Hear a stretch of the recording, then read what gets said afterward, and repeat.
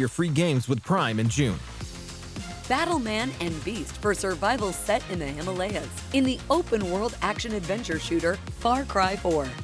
Then, adventure to the high seas as Pirate Guybrush Threepwood in the point-and-click adventure Escape from Monkey Island. Join the WRC Championship to win the most challenging motor racing competition in the world.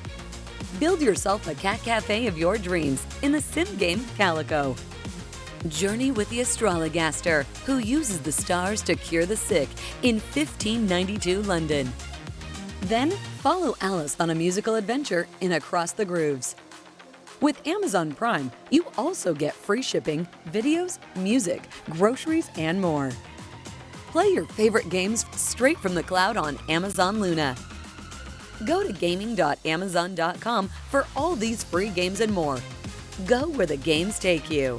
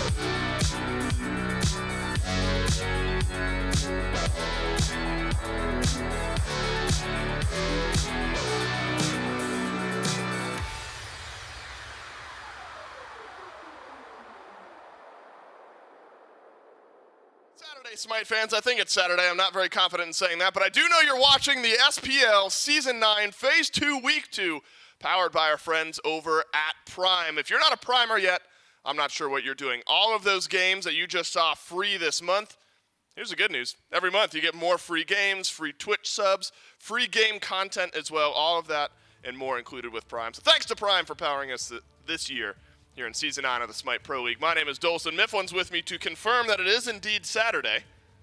Date's not on the watch. Oh, Laptop's right here. Thanks, Alienware. 6/18/2022. That does not help.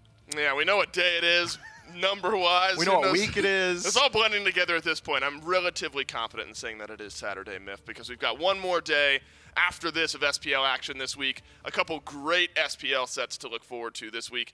And really, I think it's going to be a very closely knit day of matches. I think the moving and shaking of teams as far as expectations going to be pretty drastic today. Let's see what we've got moving forward on this fine Saturday. I'm right. I got it at the top of the show. Solar Scarabs versus Valhalla Valkyries. That's what you're about to watch. And then after this best-of-3 set, the Jade Dragons versus the Leviathans will end the day.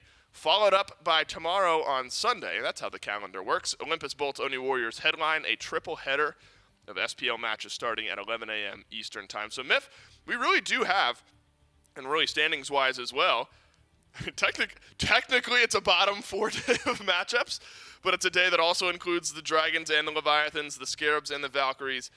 And so the Scarabs and the Valks are first matchup, Dragons, Leviathans, second matchup.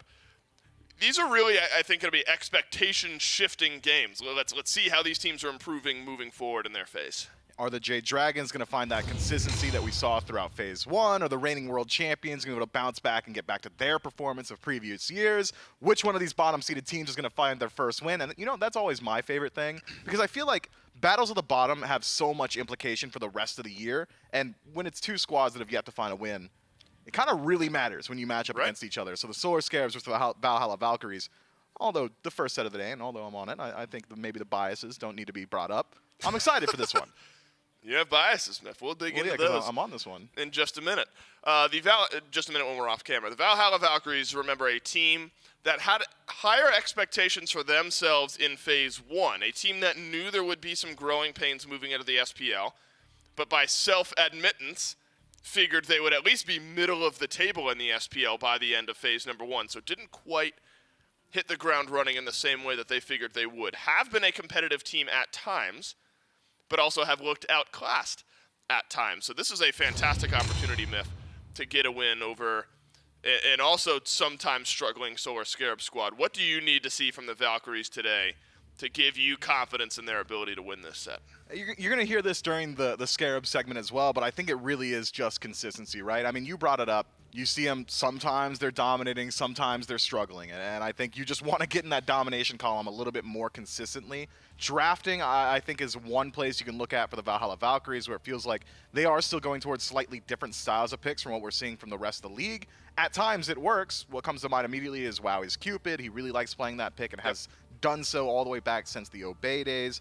It seems like as Shiva has eaten some nerfs, Kirimi's been really trying to figure out what it is exactly he wants to play in the jungle. The Vamana coming out at times, sticking with the standards like Nemesis. So draft phase, consistency, and a common thread between both of these teams as well, the Valhalla Valkyries and the Scarabs, is early game has never quite been an issue for these squads. Right. They've always been able, both of them, to establish early pressure. It's about how well they transition to the mid to late game that really needs to be ironed out. And the Valhalla Valkyries, at risk of piling on, looking for their first individual game win here. They were 2-0'd by the Bolts at the end of Masters. Jade Dragons at the beginning of Phase 2, lost 2-0. Lost to the Kings 2-0 as well. So just getting some momentum rolling forward here in this phase of the SPL, important for the Valhalla Valkyries. You can say some more things about the Solar Scarabs, though, Myth, though this squad has been able to take some games, just have fallen short of finding the official win column. Lose to the Oni Warriors 2-1, lose to the Bolts 2-1. So again, it's a team, and I'll say the word consistency for you, because in these sets they find their game wins, but just tend to fall apart in Game 3. But this team has really leaned on Stuart and Baronic as of late, as you do. They're your carries. And so I think Stuart and Baronic and their ability to step up and play some consistent Smite today gives the Scarabs a real good shot at winning. You know, I had the opportunity. I passed him on the way into the casting room here, and Stuart said to me, look, I'm predicting a 2-0 today. He would not tell me which team was 2-0. One way or the other. One way or the other, it's going to be a 2-0. And the second thing is, he said, I really like this meta. I really like the picks that I've been able to go towards recently. The Jingwei, the Chernobog, both really fitting his style, that ability to get active all the way across the map, with Jingwei utilizing that passive, flying out of base, or Chernobog just jumping into somebody's shadow. And I think that is a little bit of what's made the Solar Scarabs look better as of late, is the ability to play around Stuart, who really has stepped up in Season 9. Baronic as well has found a couple of picks that really do work for him. The Yu Huang, I think one you definitely want to keep your eyes on. So maybe a bit of a contentious pick, I'd say. We saw a little bit from, I believe it was Benny's Twitter, where he said he's going to be looking towards that himself. So could be a battle of the Yu Huangs at the top of the draft phase, but the Solar Scarabs, I think, in a very similar position to the Valhalla Valkyries, in that we just need to find that consistency. We just need to see how well they're able to iron out that mid game and whether or not they can find their win here today. Yeah, Yu Huang has been both of the wins that the Solar Scarabs have gotten in their two sets here so far. One loss up against the Bolts, but both of the wins were while Baronic was playing the Yu Huang. And I think back to that Zeus game for poor Baronic. Starts off 3-0. And then just the immobility gets jumped on time and time and time again. And I don't bring that up to be harsh. I bring that up in a way of saying, yeah, these slightly safer style mid picks tend to give Baronic a little bit more freedom operating out of the mid lane. Now, lots of things to be wondered going into this matchup. What are the teams going to play? How do you counter out your opponents? Who would you want to be stranded on a desert island with? Luckily, we had a couple players standing by to let us know all of the above. In 9.5, the Scarabs are, I think, pretty similar. They haven't really changed too much or adapted too much. I think their last, the Masters performance are they just look a little bit shaky and haven't quite figured out what they want to do yet. Yeah, I think they're still trying to kind of figure it all out. I mean, I think every team kind of plays differently now because the game has changed significantly. I don't think they're particularly different, but I think Smite as a whole has just kind of changed, so.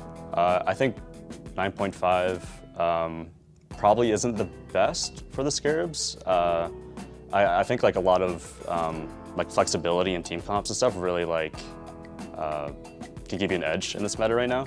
I think they don't really have that right now. I think the meta is now just kind of how you deem it as. You can kind of play how you want to effectively now, and it opens up a lot of picks for Benny to play whatever kind of he wants, and then the team just build a comp around him, so yeah. Players that stand out to me on the Scarabs are most likely, I think, Stu, for sure. He's just solid. I don't think he ever really makes too many mistakes, and that's very, very valuable as a hunter. And then for sure, just Scream. If he finds like a good meta pick or whatever, he can kind of come out swinging. I think it's just their team play more than just a player. I think as a team, they just play usually really well. The Scarabs play a lot through just non-stop pressure. So anything that kind of slows them down, they kind of struggle with. I think when things start to get kind of late game, they tend to get picked out a lot. So for us, I think just kind of wade the storm a little bit and then just play for late game. I mean, their win con is basically just how they play as a team. If they're playing well together, if they're matching each other's, their macro, micros are all synced up, I think they usually play pretty well. Yeah, except now I'm left wondering who they want to be stranded on a desert island. We got that from Neil yesterday, but I don't know, and then layers, but I guess we're not getting it from these two. Who do you think they would want? Who would you want? I'll answer. We'll Not me. No, I'm saying, right, well, because you can't speak for them. We will satiate the viewers here. Who would you from either team want to be stranded on a desert island with? You know, when I was media trained for this job, trying to figure out how the We analyst were work media was going trained to for work, this job? yeah, I was. Maybe you weren't, and it's showing. Frankly, it's showing. No, they But- knew I didn't need any training. They knew they had to really sharpen you up, you know? So if I had to pick one from either team, I'll take Bobby. He seems like the type of dude who could really like climb a palm tree. And I'm trying to get to those coconuts, man. I am apt for survival, and that's the way to do it. I mean, if you gotta get fresh drinking water, coconuts got you. Yeah, fair enough. From the Valkyries, I'll take Gamma. I don't know what that had to do with media training, but I appreciate you anyway, Well, you Miff, cut me off. for at least providing me an answer. I know, because we had to move on to picks and bans for game number 1 between the Scarabs and the Valkyries. Now, there actually was a lot of meat in that interview, and Valkyries feeling like they can punish the Scarabs. Late games of individual members getting picked out. The Scarabs feel like the Valkyries do play together well as a team, so if you can kind of disrupt that team flow, that's your way in. There actually was a lot of insight between those two. Just missing the desert island bit. We can catch back up with bans, though, as Kali gets taken away from Scream, and that is a worthwhile ban because remember, Scream goes 15-5 in the one win against the Oni Warriors last weekend when Scream was able to play that pick. And Stuart, hey, he's been loving the Chernobog. Why not grab that over? I suppose could be solo lane as well for Scary D, but Stuart's just so talented on this pick. Have to imagine that's where it's leaning, at least early on in the draft. Yeah, Chernobog doesn't show too much about your composition, but considering we can assume that it is going over to Stuart, generally the Solar Scarabs, when they take this pick, utilize it for early pressure. Very often when the Tartarus Titans take it or the Camelot Kings have a Chernobog, it's, hey, we can just farm up in the lane, we're really safe, we can use that ultimate almost like an Aegis, or if we have to, we'll teleport over to the other side of the map. Otherwise, it's about farming, and then you utilize Chernobog as a split push threat that can just join the fight around a fire, or a Gold Fury once those team fights start to erupt. But Stuart likes to teleport to the fight very early on. I wouldn't be too surprised if we see him making pre-level 10 rotations to mid or even over towards that soul lane, which I suppose plays into the strategy that the Valks were predicting. Wowie says, look, the Solar Scarabs are an early game team. They're going to try and bring the storm early, and all we have to do is weather it. But when I heard Wowie say that, I'm thinking to myself, isn't that also how you guys like to play generally? Right. Isn't it generally Kirmi getting on these really active junglers, getting involved all over the map, or a high-pressure soul lane for Aquarius so you can start emphasizing that side of the map? Hearing Wowie say, we're going to play for the late game and try and exploit the weakness of the Solar Scarabs might just be a situation where, A, the Valkyries could be exploiting one of their own weaknesses. The late game's Right. not exactly one of their strongest suits by history indication. Or B, we're going to get a completely different version of the Valkyries that just works. Yeah, maybe these two teams looking to scrap a bit early in the game. Gilgamesh has seen a slight rise in play. I know Stanford Soccer on the Dragons has enjoyed this pick here as of late. Kepri Hubbard would be a good pick for the Solar Scarabs as well. Kepri has become one of the popular supports here in the league. An 81%. Look, 81 is still a lot. It's a lot, Look, in my media training for this job, they didn't teach me how to do math, unfortunately. So, and it shows. yeah. Well, wait, was I right? No, it was 81, because 45 plus 36 is 81, indeed. Is it? Yes. Yes, because it would be 46. That would be Toby. God, I wish the camera was on you right now. I saw The all the wheels, gears. The wheels were turning. I was like, but plus 11, the 5 and the 6, that's an 11. How does that Talk get about the added on picks, there? man. Point is, Kepri's seeing the respect that I think Kepri deserves in this meta. Agreed. Kepri just a very strong plug-and-play pick. Has a good deal of pressure that I think he could put out towards certain picks that the Valkyries have already taken for themselves. Artemis really relying on that Caledonian boar. That CC immunity doesn't come online until level 5, so pressure on the beads there. And if you're able to pressure the beads through support, that opens up the door for this Gilgamesh to start getting involved himself. Even Erlong Shen, to a certain extent, with the change to the turtle form, no longer having a knock-up. Standard disengage before that change was go to the turtle, knock up Kepri, and by the time he lands from that knock-up, you're really already out of abduct range. Now you're still going for the turtle form because the HP shield is so valuable, but without the knock-up, Kepri can abduct you out of it just about every single time. So the Valkyries picks, and even the King Arthur to a certain extent, with that Beyblade, gonna have to be slightly concerned with these channeled abilities as long as Kepri is nearby. Yeah, I'm excited to see what Kirmi can get done, though, on this Erlong Shen. One Erlong Shen game in the last 6 games that the Valkyries have played, that's including a couple matches at the end of Masters, and then a couple Nemesis games in there as well. So a pick that Kirmi certainly is no stranger to, not only in his career, but in the last couple of Pro League matches we've seen this squad play. Sensing some mid lane pressure looming, maybe the Valhalla Valkyries will take away the Morgan and the E set as well. On the flip side, Gamma still needing his pick. Yamoja actually falls pretty far down in the draft here, and so that one will get banned out. Do you think Morgan and E set were particularly threatening given the draft that the Scarabs already have? You've got assuming Gilgamesh is in the jungle, you've got a relatively high pressure jungler, Chernobog, very decent at establishing pressure in the lane, so if ESET gets locked in for the Solar Scarabs, you're really worried as a Valkyries member about their ability to go towards these objectives. So I think, well granted in the ban there. Morgan herself, I mean, you just really don't want to deal with that double Chernobog combo. We saw what the Oni Warriors were able to do with that yesterday. It's almost like a smoke grenade. One Chernobog goes up in the air, the shadows are spawned up, Morgan turns into another Chernobog, goes up in the air, and it's pretty hard to tell that more shadows are all around you. So I think that's a very potent combo and one that the Valkyries just don't want to deal with. So I like both of these bans for them.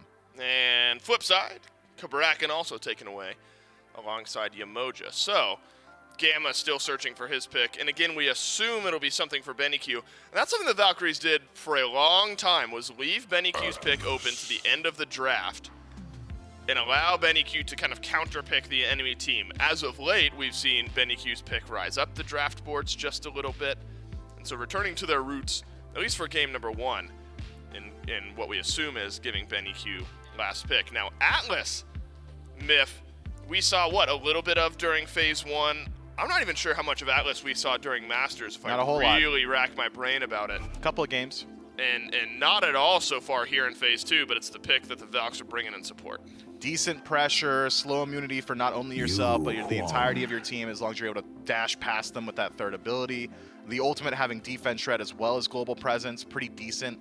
I think the main strength of Atlas is that CC displacement, though. I like to call it the mini Ragnarok. Walk up, pick somebody up, drag them to your team, or even potentially throw out the Astrolabe and have it happen from a range. So I think it fits the aggressive styling of the Valks draft already. I mean, when you look at how this team fight is going to round out, just not even regarding the mid lane selection, King Arthur, incredibly strong frontline initiator. Erlong Shen, the exact same thing. Atlas can join up with them. And Artemis is one of those picks in the late game that can almost act as a self-peel tool. The Caledonian Boar for CC immunity, as well as essentially Tusky just being your personal bodyguard, means that you can kind of leave her alone in the backline.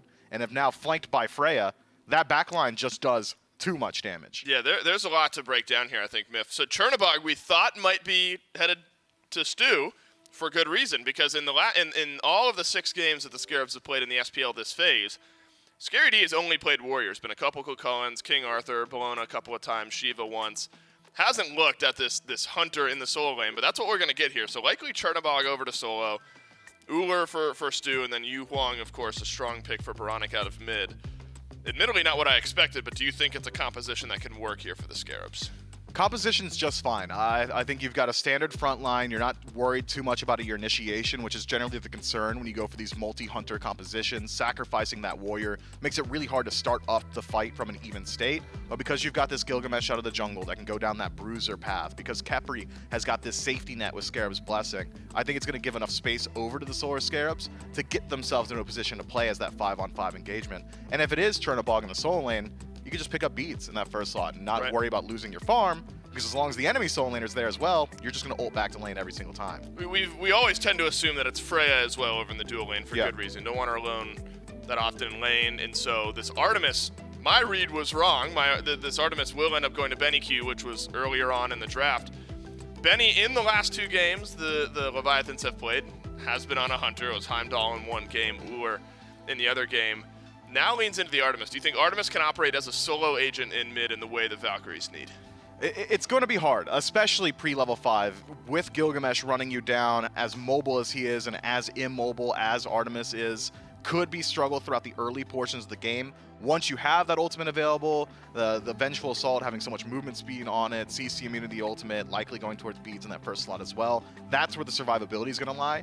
But if that ultimate is getting burned at any point, this Artemis is going to have a massive target on her back, and, well, Scream is one to play around that mid lane pretty consistently. Well, remember, Myth, I don't think we can understate how important this matchup is for both of these teams. The Scarabs have gone to 3 games in both of the SPL sets they've played so far this phase, just falling short of grabbing that first win against some higher standings opponents as well. So the Scarabs so close to knocking down that first win here in this phase. The Valhalla Valkyries, on the other hand, haven't even gotten their first map win yet here this phase. So I think for both of these teams, especially going into game 1, as far as setting the tone on a phase like this, cannot understate how important it is for both of these squads. By the end of this set, one of these 2 teams will have their first win in this phase of the SPL. Valhalla Valkyries, Solar Scarabs. J-Mac, what day is it? I have no idea. Well, it's Saturday. I'll at least help you on that. It's day 2 of week 2 of phase 2 of the SPL, and our very first set with the Scarabs and the Valkyries, a very important one for both of these 2 teams,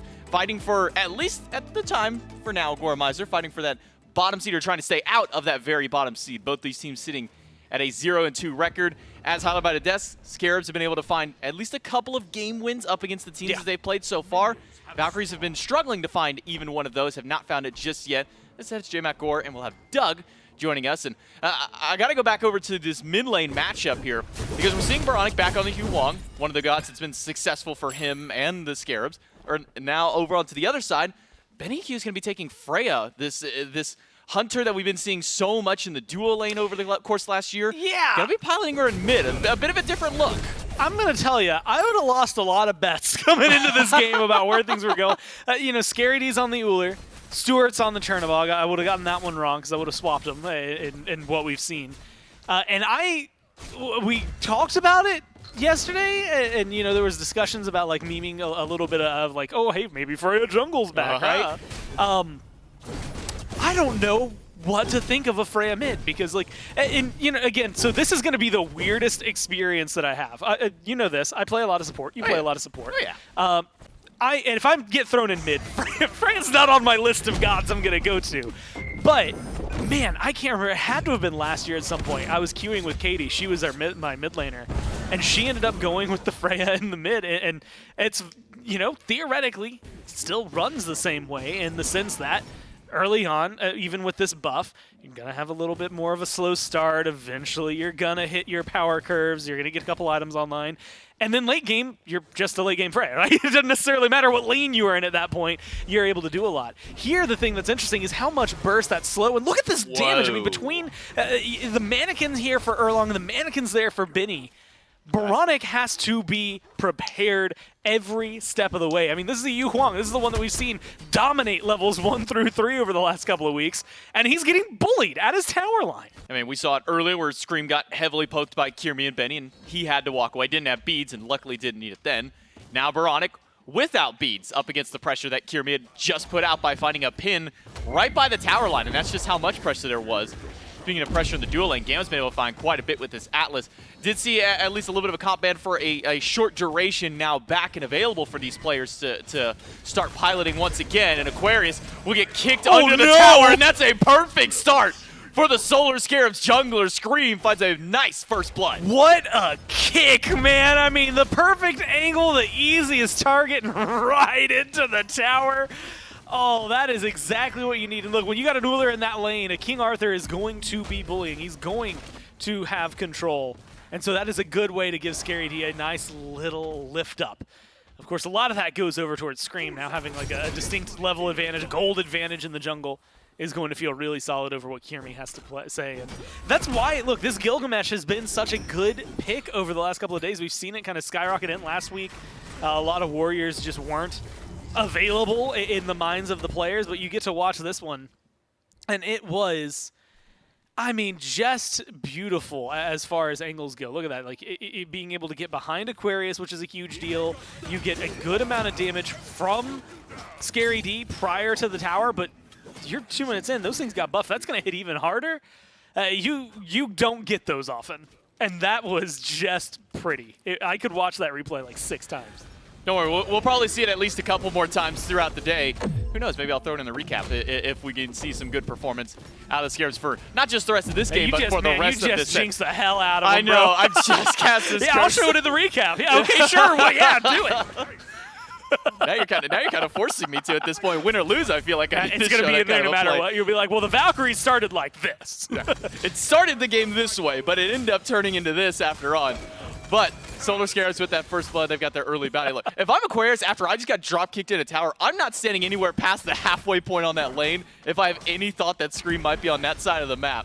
One thing that we saw right before the replay did come up was Gamma was able to steal away a purple buff with a single pulse of Atlas's Astrolabe, which does not do a lot of damage to creep, so a nice little steal by the Valk support. Yeah, and being able to, again, just strip away. At this point, it's less about the buff and more about the experience, right? Control of this lane.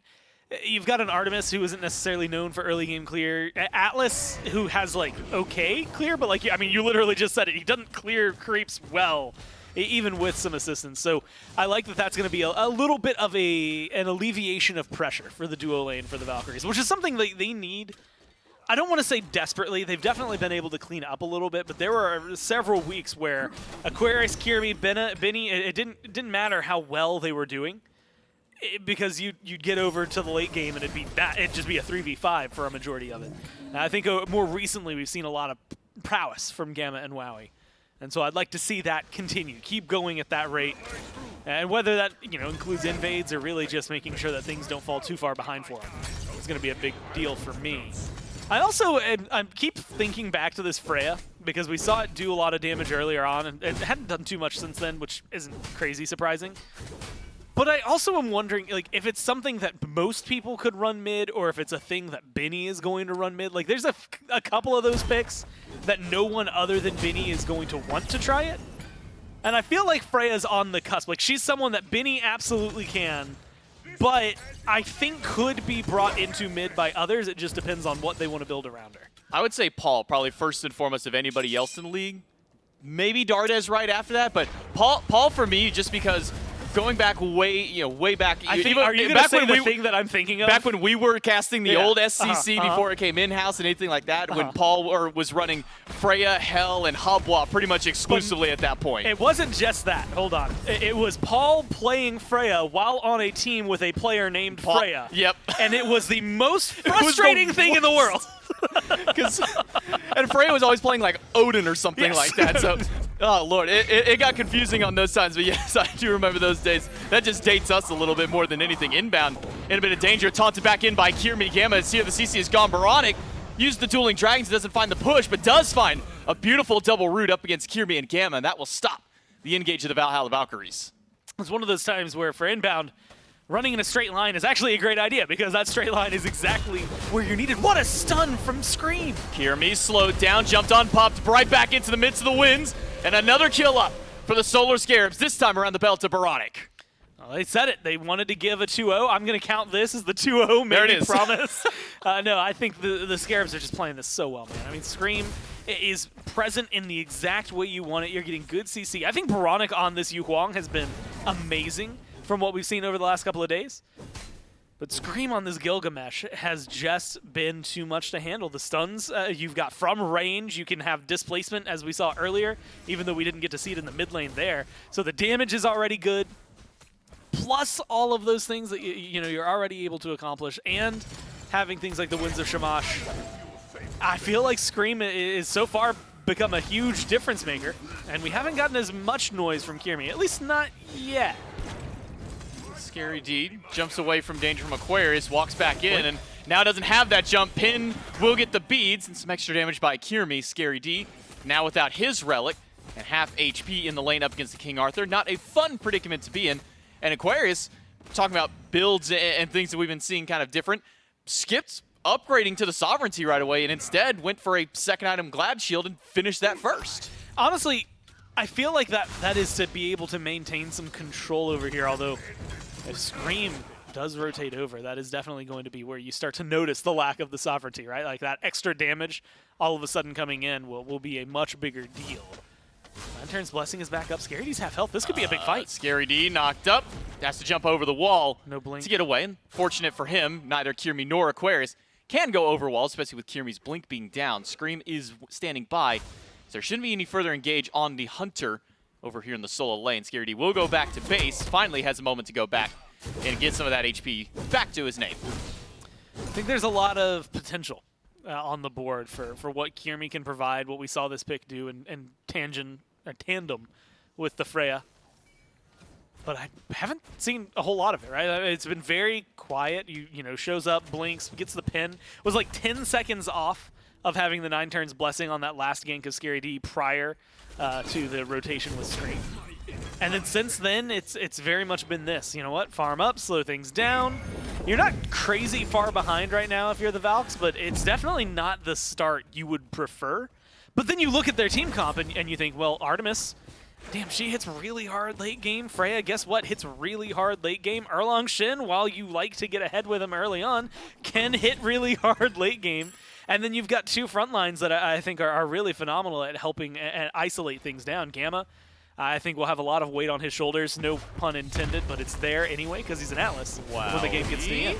Gets engaged on, uses Tusky, the purification of the CC immunity, I should say, good enough to hold back Scream. A trap is good, a couple more autos are necessary, but wow, he can't find the last hits up against him.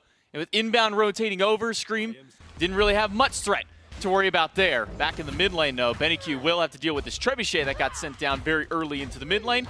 But good patience out of Wowie, holding on to the ultimate to the last moment needed.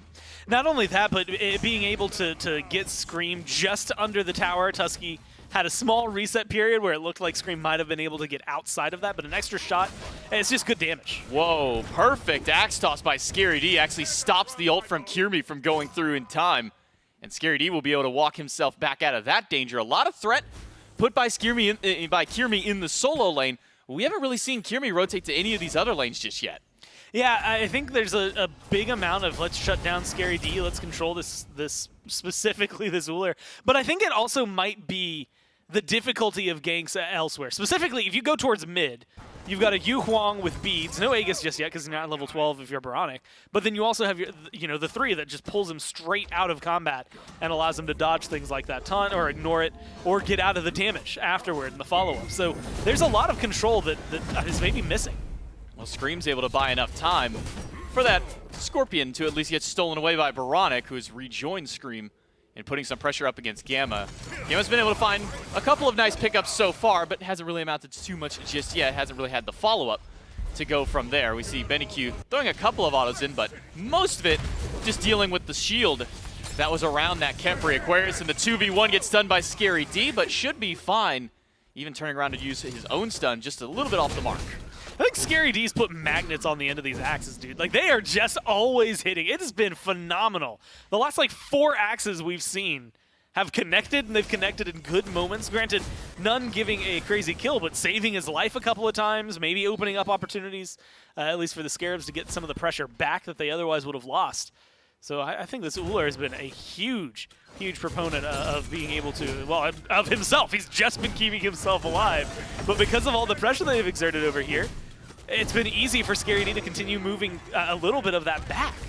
Kirmi tried to get over to the Pyromancer, but just a little too late. So the Solar Scarabs can grab themselves their first objective. We're going to take a look kind of at the gold now. This 2-0 that started off very early in the game. Not a whole lot of kills have gone beyond there, but the Solar Scarabs, with that objective play, with some of the play they put on the map, they put themselves up about 2,000 gold over the Valkyries. It's just been a slow and steady win rate, right? I mean, at this point, you've got a comfortable lead, 2K, 12 minutes in. It's enough to feel at least a little tangible, right? And you've got some experience leads where they're necessary. One over there for Stewart in terms of level. And while Scary D might be technically behind, I think that he's gotten the better end of that lane the entire time. I mean, the rotations for the Pyromancer showcase that. The amount of failed ganks onto Scary D maybe showcase that. And you just get to see Kiermi, you know, again, why it's so difficult to spend time anywhere else, because everybody else is more prepared to deal, I think, with this Erlong Shin in ways that are going to make Kiermi's life just troublesome. I mean, Stewart dashed into a wall to get away from Pin, and as soon as he got out, Beads to away the 9 turns blessing. So Beads are at least down from Stewart, so that's one of his safety nets taken away, and has a shell for his second relic. Both Stewart and Baronic have picked this up alongside Inbound, and we've been seeing a massive rise of this relic. It feels like we're getting away from some of these more big burst metas to get towards that. The Gold Fury started up by the Valkyries. Inbound goes in, but it's going to be the Solar Scarabs who steal the Fury away from the Valkyries. Benny Q up in the sky, up against 4. Will not find his way out. It's Baronic who picks up the kill. And what else to steal it away, Gore? But a single tick of Rising Dawn. 21 damage. That's insane. 21. That's now, the I want second you to know, time we've seen you that. accidentally do more than 21 damage if you just throw a stray auto at a minion. Like, it's hard to do less damage. And so, impressive for the Scarabs to get that. And maybe just outright heartbreaking for the Valkyries. I mean, that should have been yours through and through. It's good CC from Inbound, good presence of mind and presence on the map. And now that they're able to get that, I mean, that was a way to equalize the game for the Valkyries. They are now at enough of a deficit that fights are going to be more difficult to come by, to the point where I almost don't want to see them engage. I don't want to see this. I don't want to see you going past the tier 1. I don't want to see you invading the jungle. Just farm up, get Benny and Wowie to late game, and hope that that's enough. I don't know that right now their fights are going to feel as good as they can. They've got shells on the other side. You had highlighted that earlier, so that's going to help deal currently with Wowie and Benny and Kiermi. And so chill out for a little bit, you know? There's nothing big on the map that you have to worry about. Fire Giant shouldn't be happening for another few minutes, so it's just relax. If fights come to you, definitely defend yourself, but I think actively seeking anything out right now for the Valkyries to try and find some of these fights is just not going to end well for them. Well, not so far. Valkyries engaged on by Scream and Inbound again. Benny Q up in the sky to get away from the CC. Cuts his path away from Scream, who had leaped in, but Benny's surrounded by 4. Does not have a path out, and it's Stewart who picks up his first kill of the game, the 4th one for the Scarabs. And it's something that we always talk about when it comes to death segments with a Freya is it's a Freya. Just kill her, and so far the Scarabs are doing just that. Scary D is doing the same to Aquarius, very low on this King Arthur. Scary D needs a couple more shots and will find it, a solo kill for the solo laner. Scary D is just making sure to remind Aquarius that he's a world champion in the solo lane. You cannot let this guy run this rampant. Look, I think that a lot of this is going to stem. You can highlight it back and look at Scary D in this right lane, because a lot of focus has been over there for Kiermi and for Aquarius, trying to get and make up for that first blood kill where Aquarius was kicked into the tower. Since then, Scary D, A, has not died, B, has turned around several fights, and now just got a solo kill. Like, everything that has happened on right that the Valkyries have tried to make happen or wanted to happen has fallen flat on its face. So it almost feels like, to the point where I almost want to just ignore it. Let King Arthur go and farm, do his thing. But maybe stop trying to put Scary D down right now in the solo lane specifically. Beads are down, maybe that's going to be your opening. This actually might be maybe the better window to try and get aggressive on him. But if his axes have been really good, he's had backup every time, Scream's hanging out over here, and with Pyromancer about to come back, going for that kill, if you mess it up or if things slip through your hands, that's a free Pyromancer. I think the Valks can maybe afford to show some face around the objective itself. But this is getting to the point where just because of the gold lead, not even the 5-0 kills, it's just the gold is enough in favor of the Scarabs here that you have to play a lot more cautious. Yeah, 7,000 gold and experience is not a good look 17 minutes in for the Valkyries, who are on the worst end of that. They're the ones 7,000 down to the Scarabs, but they're going to make a risky play, dropping the Atlas Soul right away on top of the Fire Giant. They're going to 50-50 this one, and it might not be the one that they want. Inbound does get stunned out, has his ult to revive himself, but Scream into the backline. Finds WoW, he does get stunned out by Tusky, but Baronic and Scary D putting out a lot of damage. That's 3 down instantly, a double for Baronic, and Aquarius and Gamma on the run. The dual lane of the Scarabs dealing with 1, the rest of the team dealing with Gamma. That's 4 down from the Valkyries. J-Mac, I'm going to keep it 100 with you. I was scrambling for plays that the Valkyries could make that could make this game somewhat even for them, or maybe bring them back into it. That might be one of the only ones they could. The downside is there's a Khepri, and you have a lot of single target damage. You can burn him down. But the team was ready for when inbound respawn, so you use a Scarab Blessing on yourself, maybe, quote-unquote, feels like it's missing something. But if nobody else gets low, not even close on the Scarabs, then you're not worried about where that ult goes. And then they get a 4-man wipe on top of it. That is a great play for the Scarabs. And a lot of it is just because Bobby lets himself, quote-unquote, get picked, right? Because he's able to res, because he's in that position, the team can then collapse and easily tear apart the Valkyries, who just invested a good chunk to just kill him. And unfortunately, now they found themselves in even worse. You know, you equate the Fire Giant to 10K, if you ask Mifflin. This feels like such a lead for the Scarabs that you would need the play that just happened for the Valkyries to happen for the Scarabs maybe twice to start feeling like the game's even again. So here was the problem, is going into that Fire Giant, the Valkyries are already down 7,000 gold. That just spiked to 13,000 within like 2 minutes, Gore. At this point, I don't typically like to call a game right away. No. But you're 13,000 down, 9-0. Just about everybody is a few levels behind. Mid is the biggest deficit. God. Benny Q down 5 levels on Freya. Basically full item at this point. If you're the Valkyries, I mean, are you just getting ready for Game 2 at this point? I think it's split half and half. I think part of you is you know, reconvening. Okay, what did we mess up? Is it the draft? What do we do here? Sharks is going to be doing a little bit of that as well. The other parts of you should be focused on defense right now. I think that this is a comp, if they go too deep on the Scarabs, it's still 19 minutes in, you can definitely still turn this in your favor. It's just not going to be easy. But the first step is going to be saving not just this Phoenix, but getting a kill and trying to wipe the Scarabs. Oh, Kiermi and Wowie already taking a lot of damage, and so is Scary D at the front line. Scream at the back line. There's a good kill. Does get picked. A good one by Wowie to start this out. And the Atlas ult immediately after will fire through, but only hit a couple of players.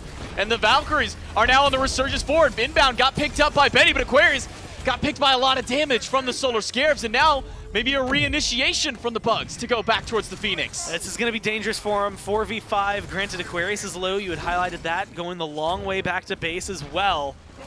So that is going to give them an opening, but damage is still good. Benny Q just gets erased, though! Baronic, level 19 on this Yuwong, is erased this mid laner off the map. Inbound gets stunned out, and a lot of damage coming through. A big triple pull by Gamma from this Atlas, but it's not enough to slow them down. Wowie is gone, too. Scary D manages to find a pick, and the 4v5 Scarabs are beating the Valkyries. Now it's only 3 of them left. What Scary D still charging forward, and the left Phoenix finally going down. Yeah, so that window, that fight back window I was trying to talk about, it's, I mean, it you know, from, if you quick glance, looks like it's closed. It's got like a centimeter open, right? There's like there are some Hail Mary plays that the Valkyries might be able to make and potentially open themselves back up into this. But even that might be sugarcoating it for them. I mean, this has been a tale of just abysmal luck for them. Not just, you know, the first blood, some of the ganks going wrong for them, not able to find kills to help even up that gold.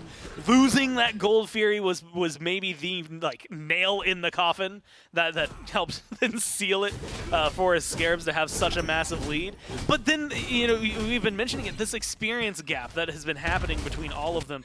If I'm waiting for a late game Freya, I don't want her being 5 levels down still, man. You're going to be waiting a while. You got to get somewhere. And that's what it is, right? You're still waiting a while. Next item should still be hitting pretty hard, though. And so I think if Benny and the Valks hold on long enough, look, and I will admit, I am grasping at straws. The Scarabs are by and far ahead. They are looking better in the team fight. They are killing them better. I mean, everything right now from the Scarabs has just been cleaner all game. But that's boring to think about. Like, I don't want a team that's just steamrolling to keep steamrolling. So what can the Valks do? I think a lot of it is still just closing that gap. You got 20 for Baronic. BiniQ is going to get closer and closer every single time. Your jungle's getting stripped away. That sucks, but farm as much as you can. Figure out where it's going to be. I think Wowie, 3 levels down, 4 levels down now for Binny. If they can close that gap to get it within the 2 range for both of them and get like that next item that they're both trying to get finished, then you're in a much better spot to try and contend this. Can you fight this Fire Giant? No. Technically, honestly, technically yes. Yeah, technically yes. Should you? No. Do I think you need to? Probably, because otherwise you're just gonna lose. Gamma doesn't find anybody on the pole. Aquarius walks forward and eats about a quarter of his HP just in poke from the 2 hunters on the Solar Scarabs. And Scaredy will continue to rain some arrows in the backline up against the Valkyries. This poke that Scary D essentially alone is able to put out. And with no sustain on the Valkyries, the Fire Giant back up, and well, that one's already a foregone conclusion at this point. Scream walked up, a little late on the ultimate from Gamma. That one will go to the Solar Scarabs, and at this point, Scream just zoned 5 people with his own ultimate. Yeah, and you know what? More than fine.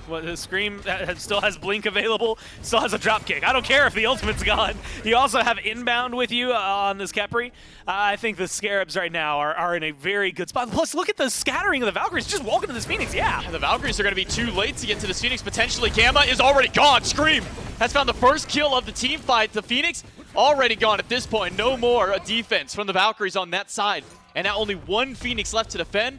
But for now, the Scarabs do have to go back towards mid to take care of the tier 2 tower at the least. So the Valkyries have some time to think about this next fight. Yeah, it's going to give them a second, 30 seconds total till Gamma comes back, which normally I would say might be enough for them to get through. The Scarabs are just burning through towers. They're about to burn through a Phoenix, J-Mac, and I don't know that this is a spot for the Valkyries to fight back. Scream goes into the backline, uses beads, and is just soloing the entire enemy team, and is taking essentially no damage. Inbound soaking up the Phoenix, and Kirmi soaking up the damage from the Scarab. Scream gets the kill in the backline up against Kirmi. It has that Scarab's blessing. BiniQ up in the sky, but it's just going to be to go back to his own fountain. Gamma trying to zone, but Baronic and Scary D have erased both of the carries off the map. Aquarius walks into 5, walks into death, and it'll be the same for Gamma if he tries to go in and stop this. The Solar Scarabs, in dominant fashion, have dismantled the Valhalla Valkyries in game number 1.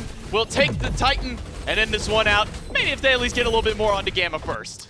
Now, this is normally where like a long-winded breakdown comes in, and I can like recap the game for you. I can do it all in one sentence. They just got diffed in every role.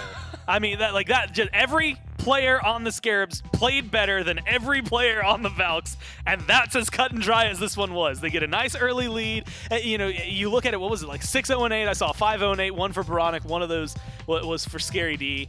And so all I can think of is the only thing that is relevant to me after that. One is it's a very, like, you need a massive trampoline. You want to bounce back if you're the Valkyries.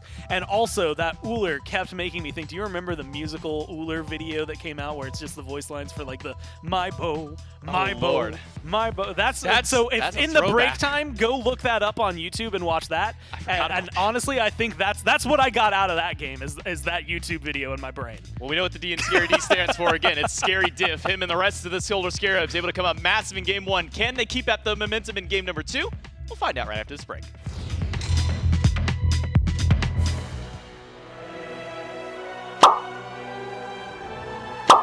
Hey, say hello to your mother for me. No! Okay. Stomper, stomper!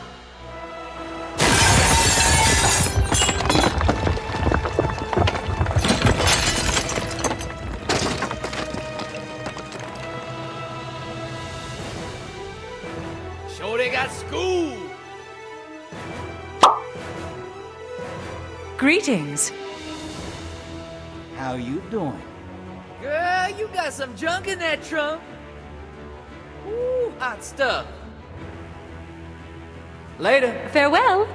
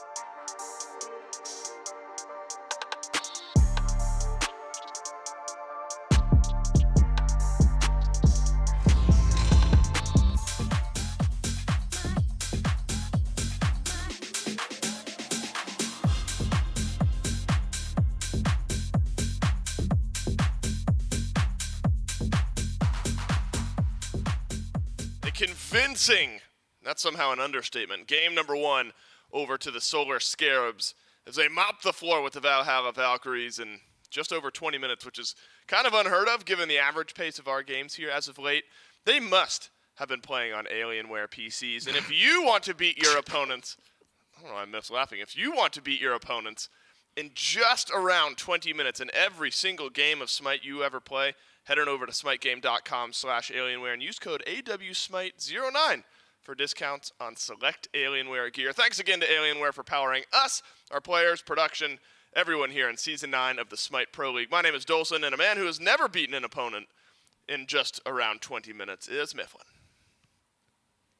Why'd you say that? Because you're laughing at me while I'm doing my read. Well, because it was a good read, Dave. All right, I know the so show flow, it but you wasn't still making fun of no, me. yeah, you caught me off guard. It was a good okay. transition. All right, now then I'm getting sad. blasted. No, I'm sad. You've beaten every opponent you've ever played. That's in right. Just around 20 minutes, and we did get to see an example of that just now, Miff. And this is what we're talking about when we say the Scarabs can play this style of Smite. They can come out and sock their opponent in the jaw and knock them to the side, and the Valkyries just visceral. Couldn't get their feet underneath them. Sock them in the jaw, knock them to the ground, take their lunch money, and kick did that their happen backpacks. this game? I mean, it did not. It did not happen. I guess I didn't have to word it that way. Yeah, sure, you could have been a little nicer about it. You know, a gentleman's bout where the Solar Scarabs come out slightly ahead. But a nice game of fisticuffs. Yeah, and a nice round of fisticuffs. Look, the Valhalla Valkyries had realized that this was the style of game plan the Solar Scarabs were going to bring. We know that because during the interview, that's exactly what Wowie says. The Solar Scarabs like to play early. All we have to do is weather the storm. And you look at the draft that the Valhalla Valkyries had brought for themselves. From an even state, I would give the advantage to the Valks. But unfortunately for them, the step 1 of 5-step plan, being weather the storm, didn't really work. You didn't get there. First blood happens at around the 1.5 minute mark, and since then the Solar Scarabs were able to very handily take the majority of picks. But one major moment was that first Gold Fury pulled by the Valhalla Valkyries, where they're utilizing this great burn composition, defense shred from Atlas, and then inbound rolls up and steals it with Kepri's 2. 22 damage is what takes away that objective, and from there the Valkyries never really had any wind in their sails. And all right, so you look at these post-game stats, and you tell me I overdid it with my with my description of that I never game? said anything of the like. You said I could have been nicer about it, and you're absolutely right. This is a very good game from the Solar Scarab. Scream dies once. And by the end of that game, Baronic from range on this Yu Huang and Scary D from range on this Uller were just pouring out damage. I mean, it was so difficult for anyone on the Valkyries to stand anywhere in range of anyone. And the problem is their range was super long by the end of that game for all of the Scarabs. And so what we now need to see from the Scarabs, do it again. Do it again. Not necessarily 20 minutes. That's kind of unheard of. That doesn't happen all that often. It could be 30. I'm fine with that. Keep your feet underneath yourselves. Win game 2, because this is where in the past the Scarabs have stumbled a bit. They've gone to 3 games when they maybe haven't needed to. Do it again. You've got momentum. Run it back, and that's what we want to see from the Scarabs. Show us some growth in that area. But what we want to see from the Valkyries is bounce back potential. Don't let that get inside of your head. Reset. Right. I know for a fact that the Valhalla Valkyries were very confident in that style of draft. I had heard rumblings that they thought they'd be able to get pretty early objectives because of all the burn that they had, but weren't quite able to do so. Generally, when you come into a play day like this and you are confident in what you've got, you go one of 2 ways after getting destroyed like they did in Game 1. You either say, look, it was play on field. They got a couple of picks. The Solar Scarabs got the ball rolling. We got snowballed. Not a big deal. And if that's the case and that's how the Valkyries feel, expect to see them go back to a very similar style of draft. Or we could see that it rattled them a little bit and they'll go back to something that we've seen times before or another strategy that has been developed recently and we haven't had an opportunity to see just yet. I would argue that the Valhalla Valkyries, if they could just clean up that early game, could go back to the exact same composition and we could see a completely different match. So I'm very excited to see, especially these first 2 picks for the Valks. Well, we were right, and then we were wrong. We figured it would be Stewart on the Chernobog, and then an Uller got locked in later in the draft in Game 1, so we said, is that all? Surely that's a solo lane Chernobog, and it wasn't. It ended up actually being Stewart on Chernobog. So I'm sticking with my guns this time. Definitely 100% Stewart going to be playing this Chernobog, but of course open to be proven wrong. Valhalla Valkyries open up with an Achilles.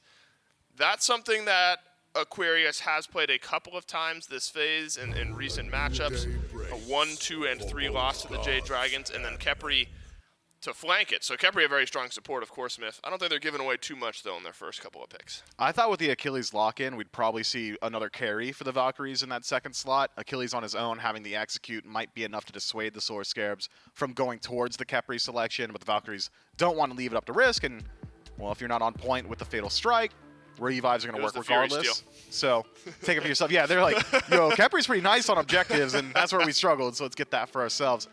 Look, it's a plug-and-play composition. You've got flex potential from the Achilles. Could go jungle, could go solo. At times, could even go support. Khepri, though, kind of removes that avenue. The only thing that I'm willing to state fully is that Achilles and Khepri are in this Valks draft, and Khepri's probably playing support. Appreciate it, man. I'm here for it. They drafted him. They're right. there. Osiris and Ymir, I can say confidently, have been drafted by the Solar Scarabs. And so Osiris, again, feels jungly. Suppose we've seen it in the solo lane just a bit. 99% of the time, this Ymir is going over to inbound. 99.9% of the time. So Ymir for inbound, Myth, not something we've seen in the last 6 games for him. Do you think Ymir brings enough to the table to warrant such an early pick? There, the Umoja's still around. Geb has seen some popularity. Nox, Sylvanas, those are things that inbound typically likes to play. Why do you think the Ymir? Ymir brings a whole lot of early game pressure. He's got decent damage output from support. Go back, maybe not within the last 6 games, but go back a phase or 2 phases. And inbound had been playing a whole lot of Ymir back then, so it's a pick he's very comfortable with. And looking at what the Valks have got, Achilles, Khepri, and Poseidon can't deal with it. The wall is going to stop them every single time in these jungle pathings. So now matched up with an Osiris as well, could be a whole lot of early game pressure from the Solar Scarabs. It really did perform well for them, so no surprise that the Scarabs are going back to that same style of draft. How about this from the Valkyries? Immediately taken away 2 of the highest damage dealers from game number 1, Yu Huang and Ullr, so you're going to have to get something different for both Scary D and Baronic out of mid. Now, Daji, it was 100% banned going into this game against the Valkyries. Didn't get banned out or picked in game 1. Drops down to 80%, but gets banned out in the second phase of bans by the Solar Scarabs. So, this could be Poseidon mid or jungle, but I think based on the bans from the Scarabs, they're sensing this would be Poseidon for Benny Q and still needing a pick for Kirmi a bit further on in the draft.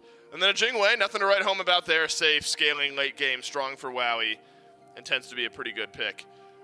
And so still needing some emphasis here out of the mid lane. I think this could be pretty telling about the Scarabs draft, depending on what Baronic feels comfortable with. Been a lot of Yu Huang, and then an Iset, a Zeus, an Olrun.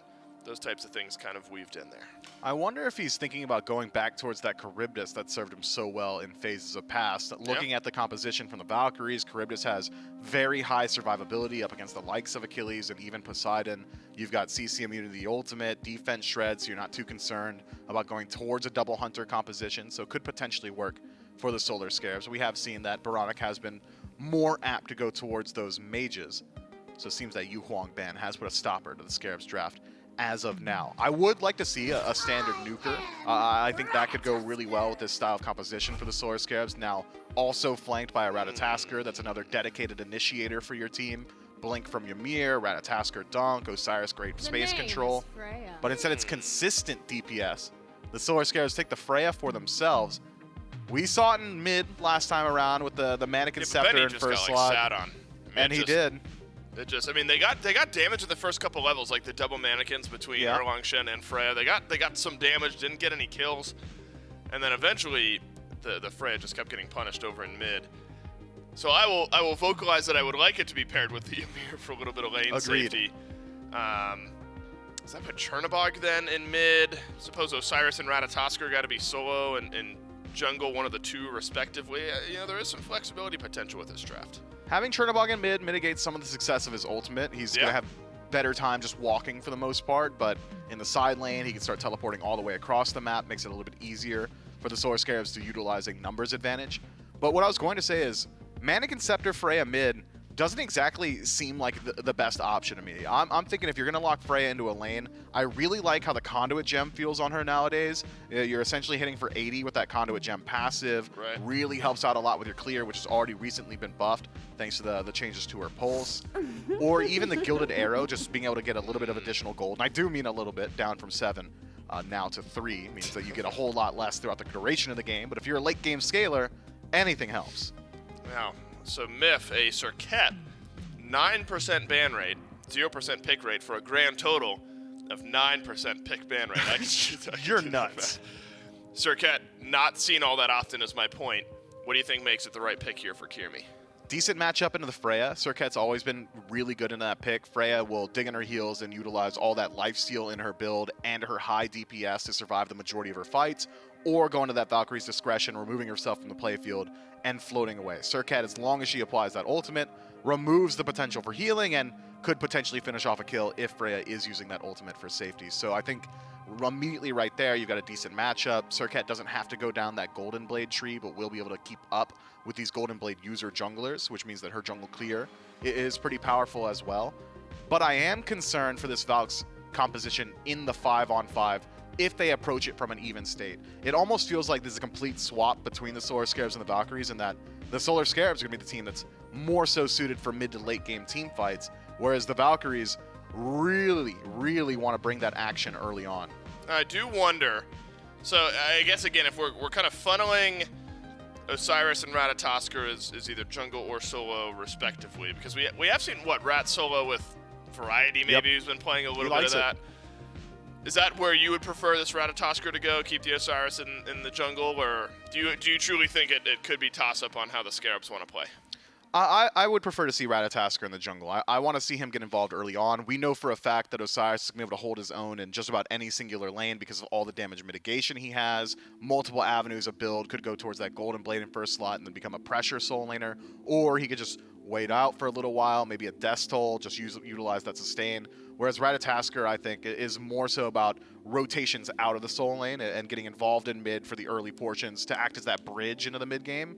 But assuming that it is Freya mid, you don't really want to be ganking that lane too often. She's not the strongest follow-up on the map, so instead having your jungler be Ratatosker who can just rotate all the way across the map or gank out in that duo lane, I think will probably hit pay dirt a bit more often. The funniest outcome is when we're totally wrong and it's Freya Ymir duo lane, Chernobog solo, Osiris jungle, and Ratatosker mid. That's when, and Ratatosker mid? That's what I'm saying. It's going to be funny when we're completely wrong, and that's that how would be funny. And that's how it, because everyone else there makes some sense, right? Chernobog solo, Osiris jungle, Freya Ymir duo. Ratatosker's got to go somewhere. He's got to go mid. Go somewhere. Can the Scarabs follow up a miraculous game 1 with the miraculous game 2? It's time to find out. Dave's over here confusing me and got me second guessing as to where some of these picks might be going in game number 2 of the Scarabs and the Valks. I would have laughed so hard if that had been a rat mid, if he was right, I probably would have just walked out of the room at that point. But no, it's going to be Baronic on the Chernobog mid, Scream piling the Ratatosker. And talking about Ratatosker Gore, it's J-Mac Gore joining me, Doug as well. But talking about Ratatosker in particular, we've mostly been seeing him exclusively in the solo lane, namely on players like Variety from the Camelot King's been playing him, going this more bruiser style of route. But when it comes down to the Ratatosker in the jungle, it's something that we don't see as often anymore. The damage maybe not as highly valued by some of those players compared to being able to be tanky and be able to just be one of those secondary frontliners. Yeah, honestly, I really like what Rat can bring to the table. Just in general, to the point where, like you said, we've seen him a lot in solo lane. We've seen him good engage. That's maybe one of my favorite things about him is ignoring the fact that he's got a pretty good stun. That was blink for blink from the jungles in mid as well. But like, being able to go up on the tree, jump around, get a really clean knockup, that's usually where we see like the best engages. You get that plus a Ymir wall plus an Osiris, like they get to run the show. Scream hit level 2 on that wave. Kirmi did not. Baronic finds the root in the first blood. One shot away from going down, and it will be Scream once again for the Solar Scarabs to pick it up. I mean, clean, man. You go blink for blink, but like you said, he hit level 2. Kirmi was just a little off from being able to find that one, so a big pickup for the Scarabs to once again, a minute in, get first blood for your jungler, and you can already see, look, the Ratatosker's feeling themselves, going a little deep, stealing away some of these jungle camps. It's going to take Kirmi some time to get a little more aggressive. And it's the same start that helped them last time. Scream gets ahead, Scream then helps other people get ahead, and the rest of the team starts to flourish because of it. Well, we are seeing something that Mifflin alluded to on the desk. We might have to get back to that in a moment. Gamma falling low. Stewart does have the whoop. Will find he gets the beads out of Gamma, but a slow from the pulses after instead will be used over towards the minions. But going back to what I was going to say, you know, Mifflin was talking about maybe seeing Conduit Gem as opposed to something like Mannequin Scepter for Freya. Well, Stewart seems to have bought stock into that one. Conduit Gem Rush out of the dual lane Freya. And, I mean, if it's going to give you sustain, it's going to help you out in lane, it's going to help you farm. That is what we're going to be seeing here. And it is just exactly what you would want, right? So you're getting that arcane energy, you're getting the damage, it's going to feel good on a Freya. But I also think like the mana and the MP5 might be more important to me, like being able to pop that pulse and have that combo technically available if you want to pop the pulse and the irradiate a little more readily available to you without having to worry too much about where your mana bar is. It's going to help them out. Also, and this is just a me thing, but the auditory hits of the tennis ball on this skin are just really so nice. good, right? So It satisfying. just feels so good to hear. But I mean, this is going to be a much easier and cleaner start. Plus, you have to talk about this. The fact that Stewart's on Freya and it's over in the duo lane means there's going to be a lot less foot traction in this lane in general. So as a rule, you're just safer than you would have been if you were in mid. And I think that's something that Benny Q unfortunately found out the hard way. One thing we didn't even really get a moment to kind of bring up, at least I didn't get a chance to hear it on the desk or anything like that, is we're kind of in an old school matchup with Freya versus Jingwei. I mean, this was when Freya was meta. Jingwei was kind of that counter answer. Not necessarily that Jingwei is a hard counter to Freya or vice versa. It's just that Jingwei already a safe god. Yep. Once that whoop goes through, can use that agility to get even further down. So maybe not really a counter pick because the Jingwei was already picked up ahead of the Freya, but just at least a nice little thing for WoWie to guarantee some extra safety. Has some favorable interactions, right, for WoWie where, like you said, extra safety and against a god that's really good at killing you specifically dead. It is always nice to have a little bit more safety in those numbers. Plus, like you said, like with the ult eventually coming online with the beads, it's going to be very difficult, I think, for Stewart to lock it down. But the good news is, until maybe some crit comes online or something like that, Stewart will not have to worry too much about what WoWie is dishing out. Once crit comes online, then you're starting the conversation of late game Freya, the consistent, just thick autos that she throws out with a Pulse Irradiate versus what you're going to see on the other side from WoWie.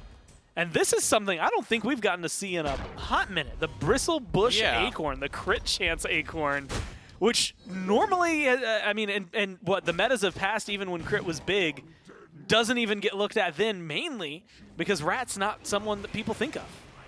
Benny Q in danger, throws out the Kraken, but only barely grazes Baronic. Scream dunks down, and it's another kill for the jungler. Benny Q falls for the first time this game up against the Scarabs, and they're able to put themselves up on the board once again. And I think it's right to highlight this Acorn. This is one that we never see. Extra crit chance for all of his basics, and then some crit chance on Dart as well. So maybe some unexpected burst damage to see later on. You know what? I'm curious. Somewhere in the dregs of my Google Drive, I have like and it was like mid of the year last year, but I know we haven't seen a Bristlebush Acorn like since then. So like, I somewhere have like a spreadsheet that Zayadin gave me that's like every item that's ever been purchased in Smite, and I would be willing to bet that there's like one competitive Bristlebush Acorn like up to this point, and this might be it. This is either one or two. I mean, like you said, we hardly ever see it. To the point where I almost legitimately forget that there's a crit Acorn for Ratatoskr because it's so not off-scene. But, you're also going to be able to get lifesteal off of it. You're going to get basic attack damage as well. So this is going to be really good for moments like this. Well, some good damage out of Scream already with Baronic crashing in. It's already a 2v1 once again. Scream will blink past and get the auto up against Benny Q. And once again, the Solar Scarabs have decided to sit on the mid laner of the Valhalla Valkyries and not allow Benny Q to be able to get much going. I wonder how hard into the crit he's going to curve, right? I'm wondering if there's going to be, like, if he's going to pick up, like, Wind Demon, or if he's going to pick up, like, Deathbringer, or if it's just going to be, like, this beginning mark, just to have again, that passive is just really good. Even if you ignore the crit point on it, it is going to be really nice for him. So I'm going to keep my eyes on Scream. Mainly because also it's impossible not to sometimes when he plays for the Scarabs here. Like, look, I think Stuart Baronic, Scary D just had a fantastic game. I think we get to see a lot of good plays from inbound. But Scream is the most consistent of every single one of them. Almost every game, win or loss, Scream will look good. Inbound, not looking so hot in the middle of 3. We'll use the ultimate just to get some damage. But it'll inevitably go down. Kirmi with that last breath poison. Maybe needs a little bit of help with that shell. Airstrike even had to be used. So a lot expended to kill inbound, but nobody's there to help out BennyQ because Scream, once again, is just diving under the tower, finds his 4th kill, Stewart up in the sky, surrounded by 2, but finds an excellent double whoop to make sure to keep the Valkyries at bay. A nice banish, I mean, things like that, that just feels good. And for those of you, if you haven't played Frey in a while, that banish targeter is not big, man. It is difficult. Maybe a little bit of a benefit. Gamma playing on the Khepri does have the biggest model in the game, so is maybe like the most likely to get hit by a small targeter like that. But it is just a good targeter from him. And I think it's really interesting because like that's the duality of inbound, right? A little too deep doesn't necessarily have much that can happen there with the play and the positioning that he was in. Ends up dying, but now you're probably going to see a good wall into a good freeze in a second. Yep, there's the wall, there's the freeze, but there's no follow-up. I thought maybe Baronic would have chased a little bit further in, maybe Kierme spooking him just a little bit, but if we want to talk about some level differences, when we were getting to the end of, game number 1, we looked over, saw mid laners. They were 4 or 5 levels behind each other. Well, we're in the first 8 minutes of the game, Gore, and Scream has a 3-level lead up over Kierme already. That hurts. 4, sorry. If I'm gonna, well, yeah, now he takes over to 10. That makes it worse. That's worse. So what? 3,500 experience. Probably 3,300 of that is just Scream. Like, I mean, he has a massive amount of experience on his own. But then you've got a level lead in mid. There was a slight lead there for inbound and a slight lead for Stewart.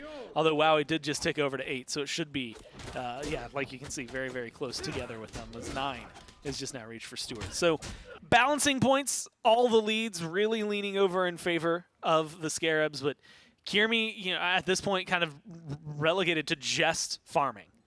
Not really able to look for many ganks. We saw what happens. You finally do get a kill, but it's maybe having to put a lot of investment in it. Your ult inbound just ignored it. And when inbound, this is always the marker for when someone is not farming incredibly well. If inbound at level 7 is tied with your jungler, Kierme has some work to do. Oh my god, BennyQ's health bar evaporated. An ult from Gamma will delay his life bar a little while longer. And Scream will not elect to go under the tier 1 tower for the dive, but there's that sneaky crit damage that we were talking about with Dart and this Acorn. A dash in over on the left-hand side of the map will get some more damage for Scream, but he's just doing everything that he wants. Yeah, and you know what? I think that Scream I think he gets the win out of that. Even though, there's no huge kills that come by.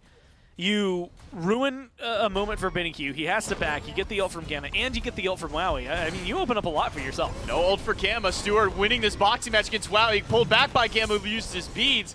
Up against inbound. A rotation from the Scarabs now to the dual lane to try and get involved on that side of the map. Will at least net the ability for Stewart to walk out and not have to worry about his beads going down on cooldown. This has been just...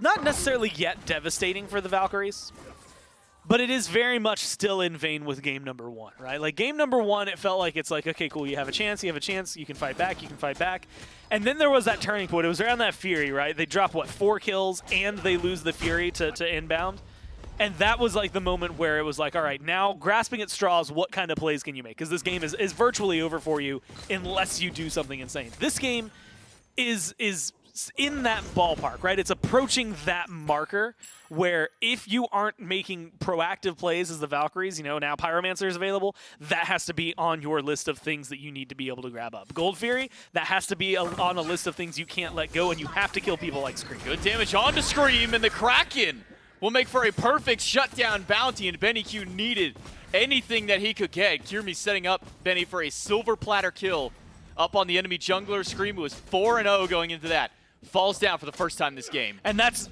like you said, that is like necessary. If they don't get that kill, things have gone catastrophic for the Valkyries.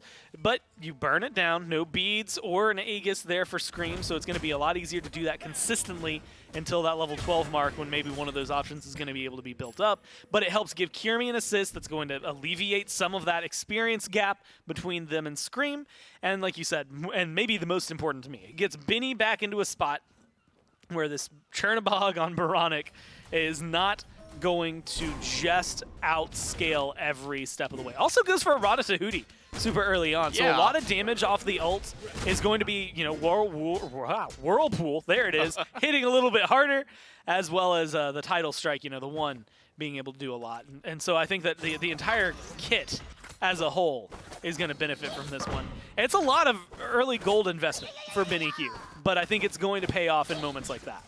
Scream will steal away a Scorpion. Kiermi on the chase. Does have Blink, but doesn't use this. The rest of his mobility was down, so Scream does find a nice invade up against the enemy Scorpion. Valhalla Valkyries will not be able to get their enhanced buffs for a little while. And Scream just going right back to his farm game. Has it level 12, so can go back and pick up beads so that maybe he doesn't fall to a similar fate.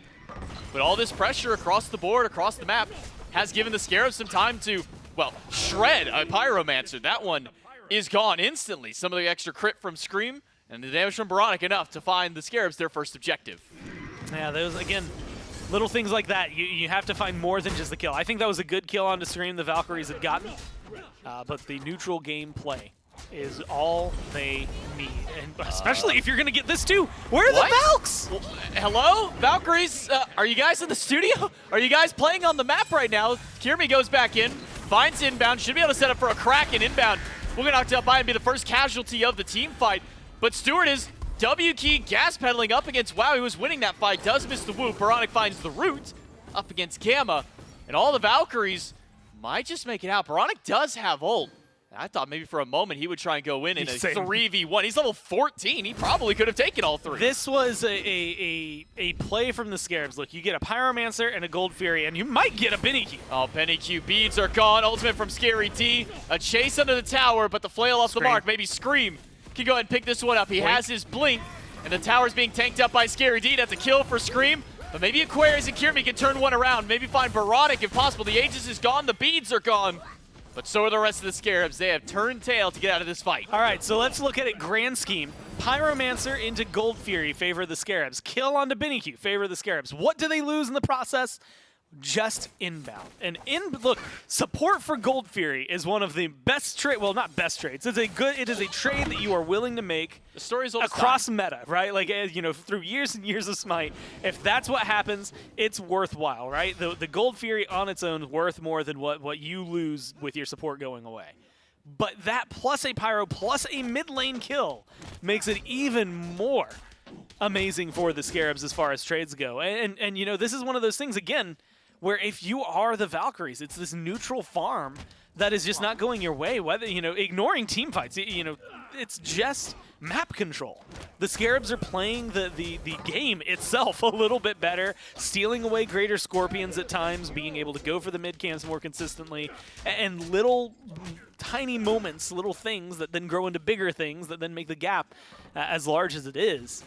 And so if you're able to fight, and so far the Valkyries have showcased some really good team fights in certain portions, I think that you should try to show some presence. I think the next volley of these big neutral jungle mobs, the Pyromancer when it respawns, the Valkyries need to be there. You've got better secure because you've got a Kraken, and your team fight's pretty good. So you should be able to at least put some pressure on the Scarabs.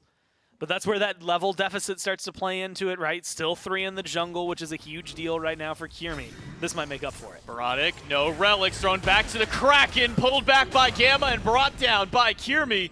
A Solar's Blessing is going to keep BennyQ alive for a while longer and delay Scream from going in. The Valkyries find themselves a pick in the mid lane. But the problem is, Gore, there's nothing for them to go for. The Pyromancer taken earlier, the Gold Fury down, and it doesn't seem like there's any other kills or invades that they could go for to get anything beyond just the kill. Yeah, it's, you know, you go in. Again, I think that's a good kill to get, especially being able to throw some assists over towards Kiermi. It balances some things out, but I think the problem is you're looking at a very small area of the team fight, right? I see at least one level of an advantage. Scream, you gotta give me some time to talk about it, man. He's going for another kill. Yeah, BennyQ no relics means no life any longer. Scream picks up his 6th kill of the game, finds some good damage against Gamma, but Kiermi has shown up. The double taunt is good. The Death Bane after Scream, though, finds a big stun, a big crit against Kiermi, and now Baronic is shown back up. What a wall! Bail Scream What a wall! The wall keeps him alive a little while longer, and Gamma and Kiermi almost going down. Scream thanking Inbound with all of his life for keeping him alive. I can't believe that. That was so good. Everything, that was just so good. I'm flabbergasted, dude. That was so good, man. I mean, that is exactly what you want, and not often does it happen that way. I mean, that is maybe a step away from going catastrophically, or at least killing Scream off. And I love seeing that. It's a great wall from inbound to separate it. Might end up, no, yeah, going down. Never mind. Nope, throws a wall up for himself. Can get out of there. And that brings me back to the conversation, not just that. I mean, look at this. This is absolutely gorgeous. Being able to see it, you turn, and with that leap, like if Kiermi is able to turn quicker, might be able to run up and kill off Scream, but is locked in a way where the Khepri pull's not going to connect. I mean, that was a really, really clutch wall. And that's a 3v3. I mean, there's nothing crazy special about that. That's no side lanes. Osiris, specifically Scary D, this is a pick that we have seen, and specifically on the Osiris, that has carried games on its own.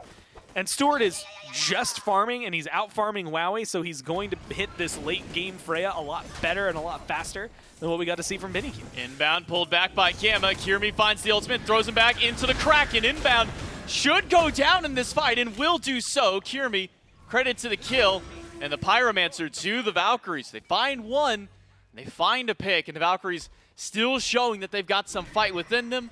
Inbound just stepping a little bit too far forward to try and stop that engagement. Ends up paying with his life. I love seeing them get the Pyromancer. I love seeing them keep things a little closer and kind of take a chip at this lead the Scarabs have built up.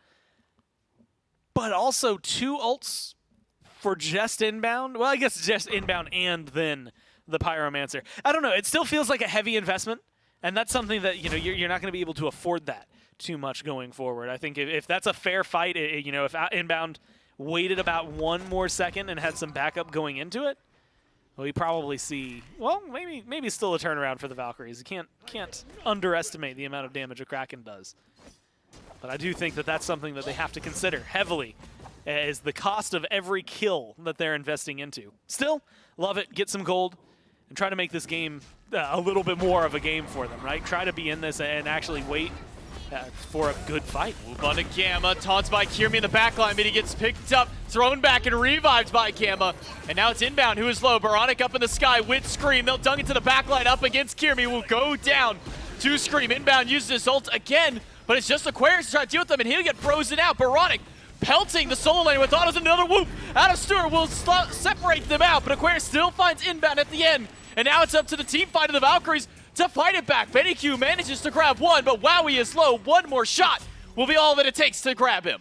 Now, Stewart, with the amount of damage Freya has, Gamma, with no mana, yeah, that should be the easiest kill that your team has scooped up. Does cost a lot. I think the Valkyries show a lot of presence throughout that team fight, being able to pull back a kill onto Scream, which is the most important. Inbound, there was a moment where maybe he could have dropped the wall a little quicker. I don't think there was getting out of there for the support. But Scream's now 7-2, and so shutting down the person that has the majority of the kills, but B, getting yourself a shutdown credit is going to be important for the Valkyries. But you lose out on a little bit more, right? You lose 3 people in the process of killing 2, and you lose out on the Fury. So the gold still going to be favoring pretty heavily the Solar Scarabs. The experience mostly favoring the Solar Scarabs, but you can see in mid, Binnyq's been doing a lot more, and this Poseidon is a tangible threat, has gone with a Spectral, so they're trying to live a little bit longer. They're recognizing, look, 3 stacks on the Rage, a crit chance Acorn plus a Deathbringer. Like, they are trying their best to deal with Scream. And just that little bit of survivability has opened up some opportunities for them to at least get some kills back. I think they're still in a good spot to try and fight this game. Baronic dives down. Aquarius used the ultimate early in the fight, dunked on by Scream, and surrounded by 3. Make that 4. The Scarabs, a whoop from Stewart, and a dive in by Scary D. There's not a chance in the world that Aquarius makes it out. As Baronic, the one credited to the final hit of the kill. Kraken available. Kraken hits through the Aegis onto Baronic. Inbound pulled back. But the Valkyries have lost most of their damage. Inbound is going to be someone who has to play carefully right now. Good freeze, could set up a lot. Scary D is going to get tossed back to the Wolves. But a wall thrown up by Inbound to keep him from going too far back. Scary D, with the Bulwark pop, will be able to immune most of the damage out that Kiermi had thrown towards him. The Solar Scarabs now on their way back to base to retreat after their fight. If they're able to pursue a little bit, maybe pull the Valkyries a little further and then turn and collapse, And then the Scarabs might have been able to go for a Fire Giant. I think now, yeah, you can even see the Valks are going in and getting their peaks just to make sure. But it'd be a little too risky in the 4v5. Kraken's going to be coming up soon. You cannot underestimate what that thing is going to be able to provide. So you have to be careful around things like the FG if you're the Scarabs. And I think that's where the Valkyries' victories can really start to maybe count themselves up. Trying to find something around the FG pit, maybe even if it's just a steal or the full-on secure. Starting up the Fire Giant, you've got a decent amount of burn with this kind of composition, but specifically you've got the best secure in the game with the Kraken.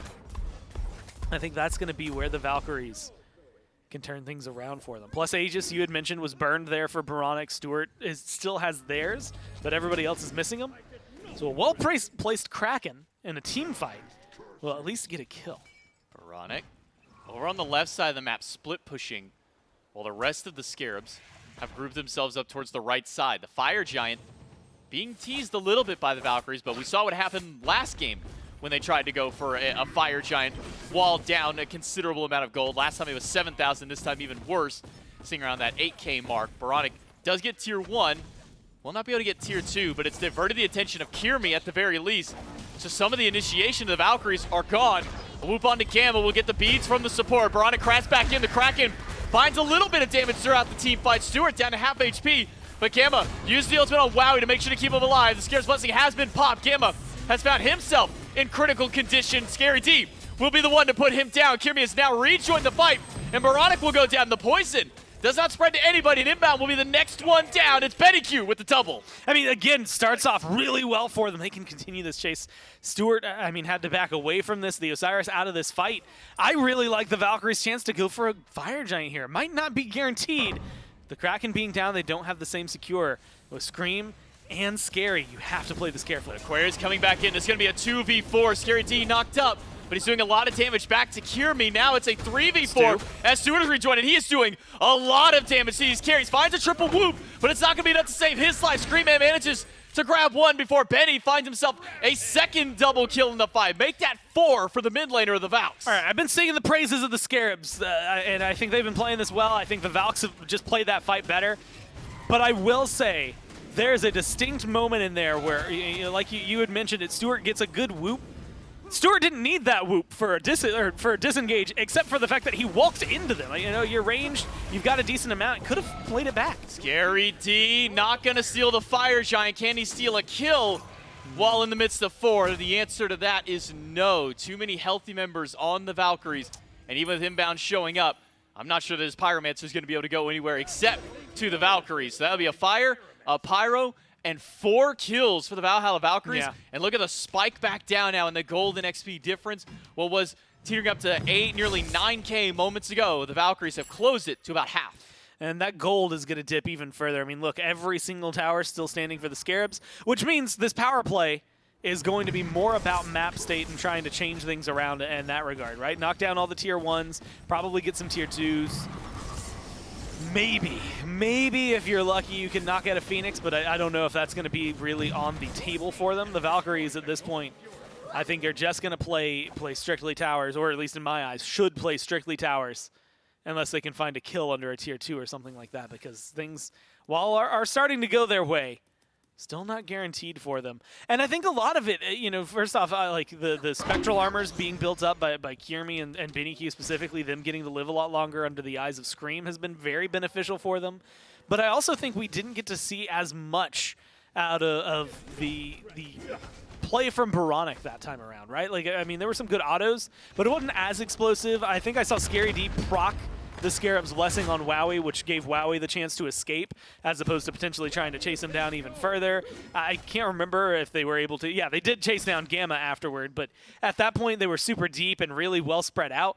It just kind of felt like the Valkyries played it more clustered, more grouped up, and benefited better from that grouping. So if they have Fire Giant like this, they're holding on to themselves really well. I think that you can withstand defending a tier 2 if you want to go 4-on-5, 5-on-5. But if it goes down, it's not the end of the world. I'm also surprised the Valkyries are slow rolling this as much as they are. I mean, yeah, you need minions. They're going to be helpful. But you could at least start knocking down some of these tier 1s. Tier 1 and left should be a target for the Valkyries with how many players are grouped up on the left side of the map. Now that they've pushed these minions forward, They should be able to do so, but wow, he's sitting so far back. They're just going to let Kirmi alone push this tier 1, and that's really all the damage that they need. Aquarius and Wowie not going to show their face just yet, though now walking into the range of the tier 1 will reveal that there are a few members of the Valkyries on the left side. It'll be all 5 of them, and now all of the Scarabs joining in. Scream over by the red buff at the moment, but with that ultimate, can jump right in. Inbound will place a wall in front to slow down the Hunters, to slow down the carries from dealing some damage to this tower. Kirmi finds Scream in a 1v1 in the jungle. Scream misses the dash, and that's a lot of damage missed out. Kirmi goes back in, but that may be a little too far for Kirmi. Beads are gone, but so is the tier 2 tower. Honestly, better for the Valkyries, even though the beads get used there. And now the blink, even, because the ult from Baronic came through. I think a good call from Kirmi. Good reaction time from Kirmi to get that disengage.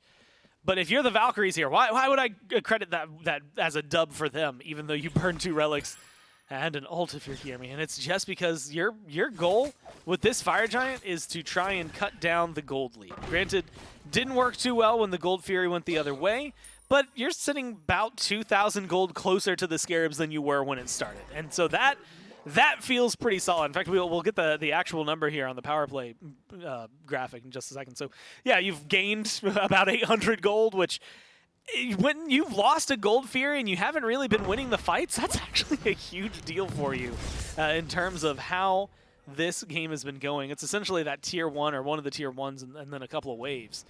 Maybe if they can knock down this last tier 1 on right, Fire Giant only has like 6 seconds, so it's not even going to be with the buff. They might just have to do it the old-fashioned way with the minion wave.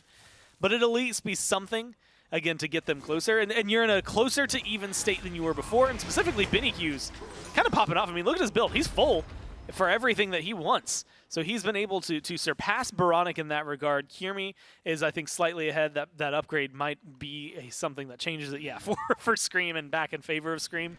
But the level advantage mostly disappeared. Inbound's going to hit 17 first, so he'll be able to upgrade the starter first. That's the only difference between the supports right now. Other than that, it is just this gold and these itemizations, and so Stuart should be hitting really hard. Same thing can be said for Wowie with the Deathbringer built up. And a lot of this, I think, is going to come down to engage and how carefully they play, right? Scream, Baronic, Stuart, I think Inbound as well, have been hit by that Kraken pretty consistently in the last couple of fights. They need to avoid that. Especially Inbound. He's been the main target of these Krakens, effectively putting the support out of commission. Speaking of the Kraken, there's the first one. But Baronic low in the back line, into the wall he will go to get away from Kirmi, who dove a little too far. Scarabs Blessing will make sure that Kirmi can find a way out. On the tree is Scream, but what a massive shell and shield onto Kirmi. Scream uses the beads and doesn't find the damage and has now put himself out of position with no Scarabs Blessing to help him out. Wowie finds the kill. Baronic right back into the fight as it's just Aquarius surrounded by the Scarabs. You gotta get a kill here if you're the Scarabs to feel like you've got something out of this. Losing Scream's such a huge deal. And it's slowed down. I don't think the Valks are in a spot where they can immediately pick up the FG, although with Benny and Wowie in the neighborhood, they should be able to. Also, yeah, Aquarius just comes right back in. So with good zoning, they should feel fine about this. Not overly confident, though. Scary D pulled back. Kraken available to Benny once again. Might not even need to use it to take down the solo laner of the Scarab. Stewart pelting pulse after pulse up against them. Another double whoop. But that's just to disengage himself from the team. Kirmi, you can get that kill. Would not want to walk forward if I were you. Valkyrie's discretion needs all 4 shots. And Stewart's got them. The jungler goes down, but he'll trade his life out for an enhanced Fire Giant, maybe. The Valhalla Valkyries do find it. Yeah, they're going to get that, but can they survive afterward? There's the Kraken again onto Inbound, and great at getting the kill. With Baronic in this position, they should be able to find more for the Valks. Baronic dashes out, very low HP. Stewart nearly full. Baronic does not find the root against Bennyq, and Baronic on the run. There's a dive in by Wowie, and one shot is all that's needed. Stewart up against the world, but Stewart does not have the damage to slow down the Valkyries any further. The whoop will at least keep them from chasing the Freya, but Stewart and Scream making their way out of the team fight. At least a plus for the Scarabs. They managed to mitigate at least one player, so you go 2 for 1 in the trade. Well, 3 for 1, 4 for 1 actually extended. Never mind. That's a terrible trade for the Scarabs. They don't mitigate anything, as it turns out. And the EFG going the way of the Valks as well should make this, with the lack of defense presence right now, I'd walk in and yeah, start taking this Phoenix as fast as you can. You're going to get at least 3/4 of the health bar before anybody can reply. Oh, no, they'll get the entire health bar before the Scarabs can even get to the front of the Phoenix to stop that one out. Kiermi has to rotate over and slow down the Trebuchet that the Scarabs sent up into the mid lane. The Valkyries, who were down 8,000 gold earlier, have now finally turned the gold back to their favor.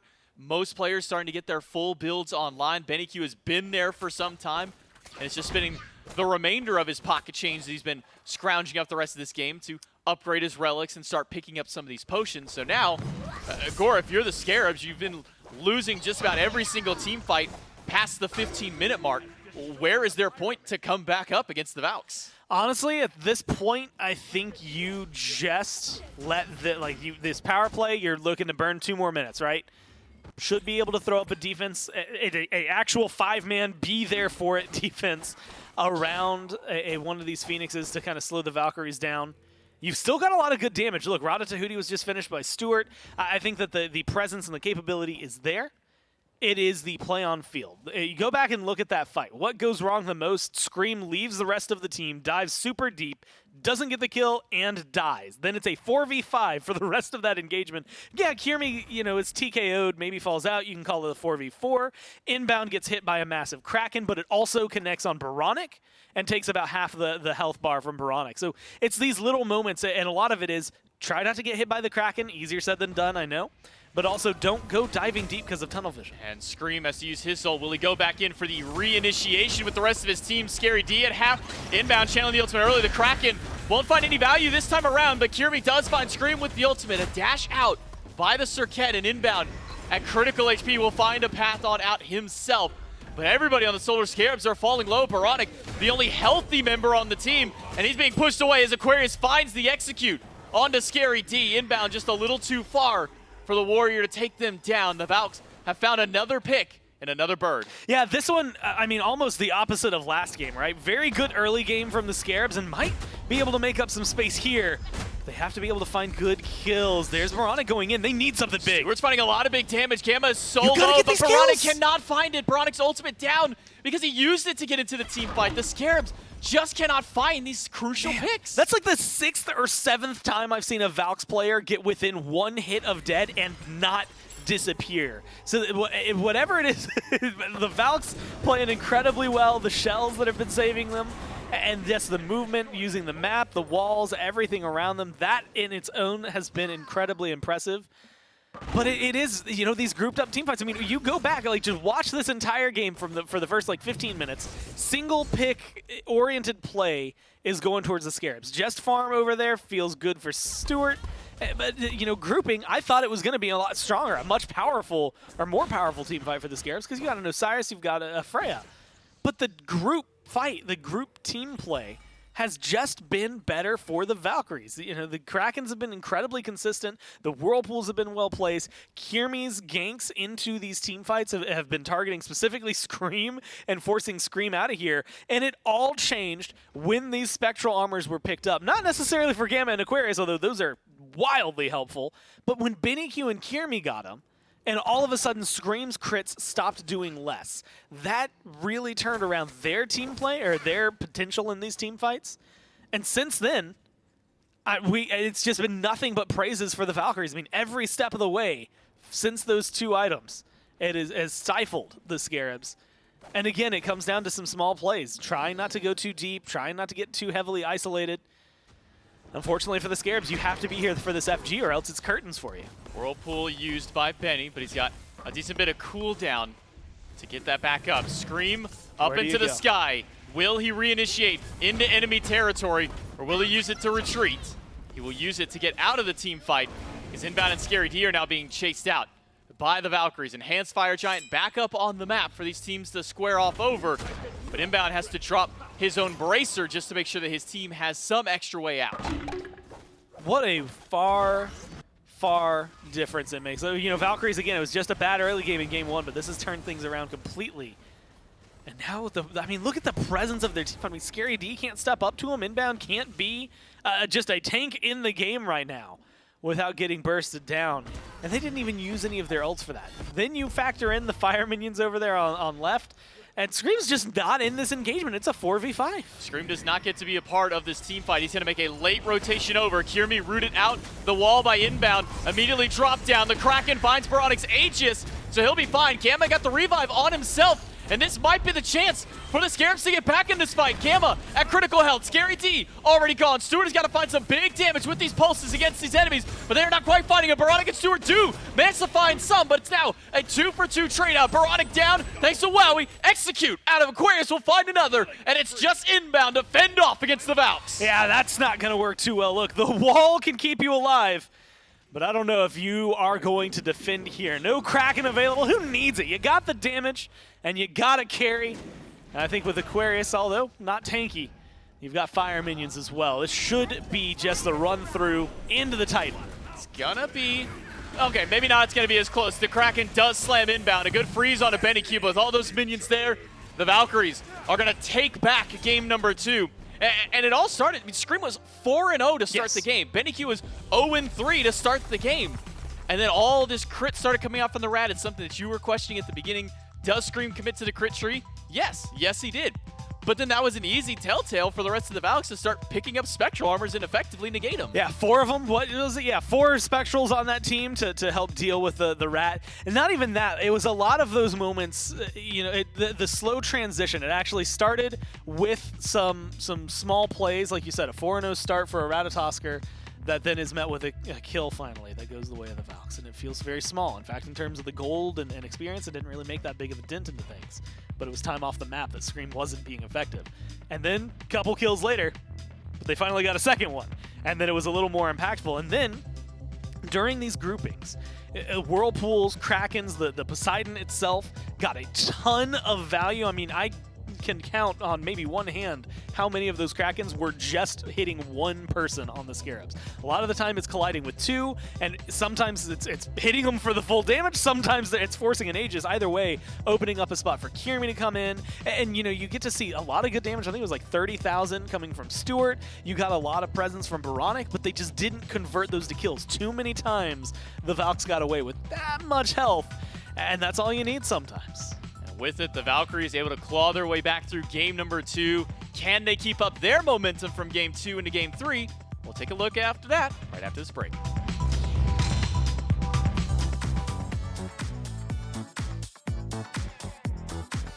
I win? What did it win?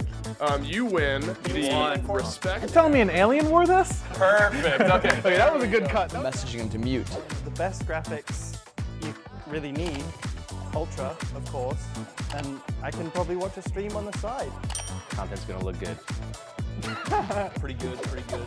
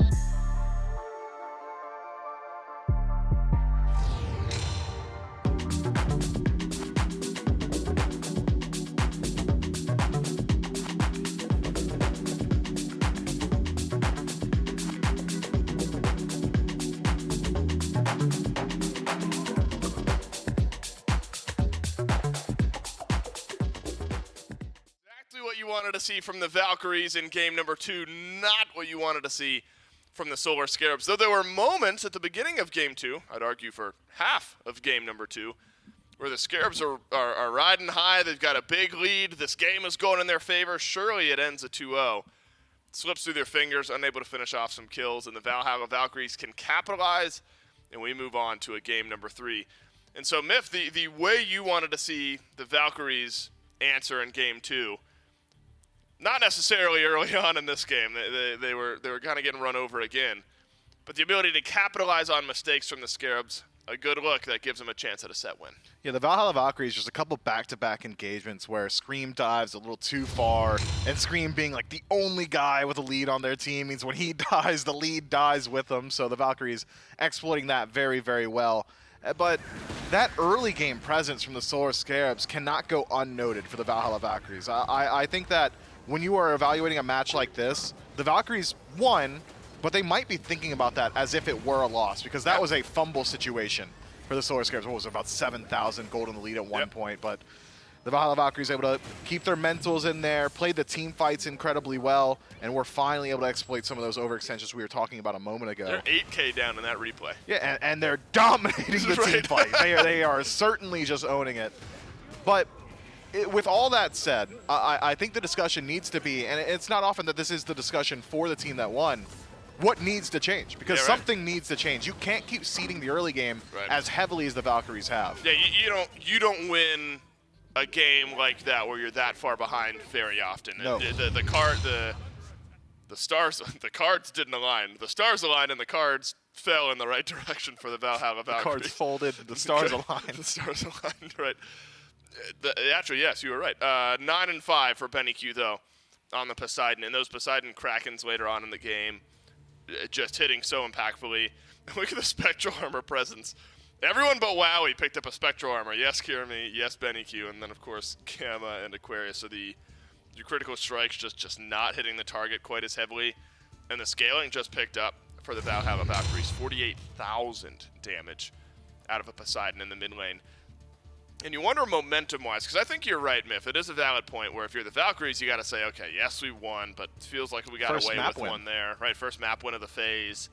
Another Game 3 for the Solar Scarabs. 3 sets, 3 Game 3s. Haven't won any of the Game 3s yet.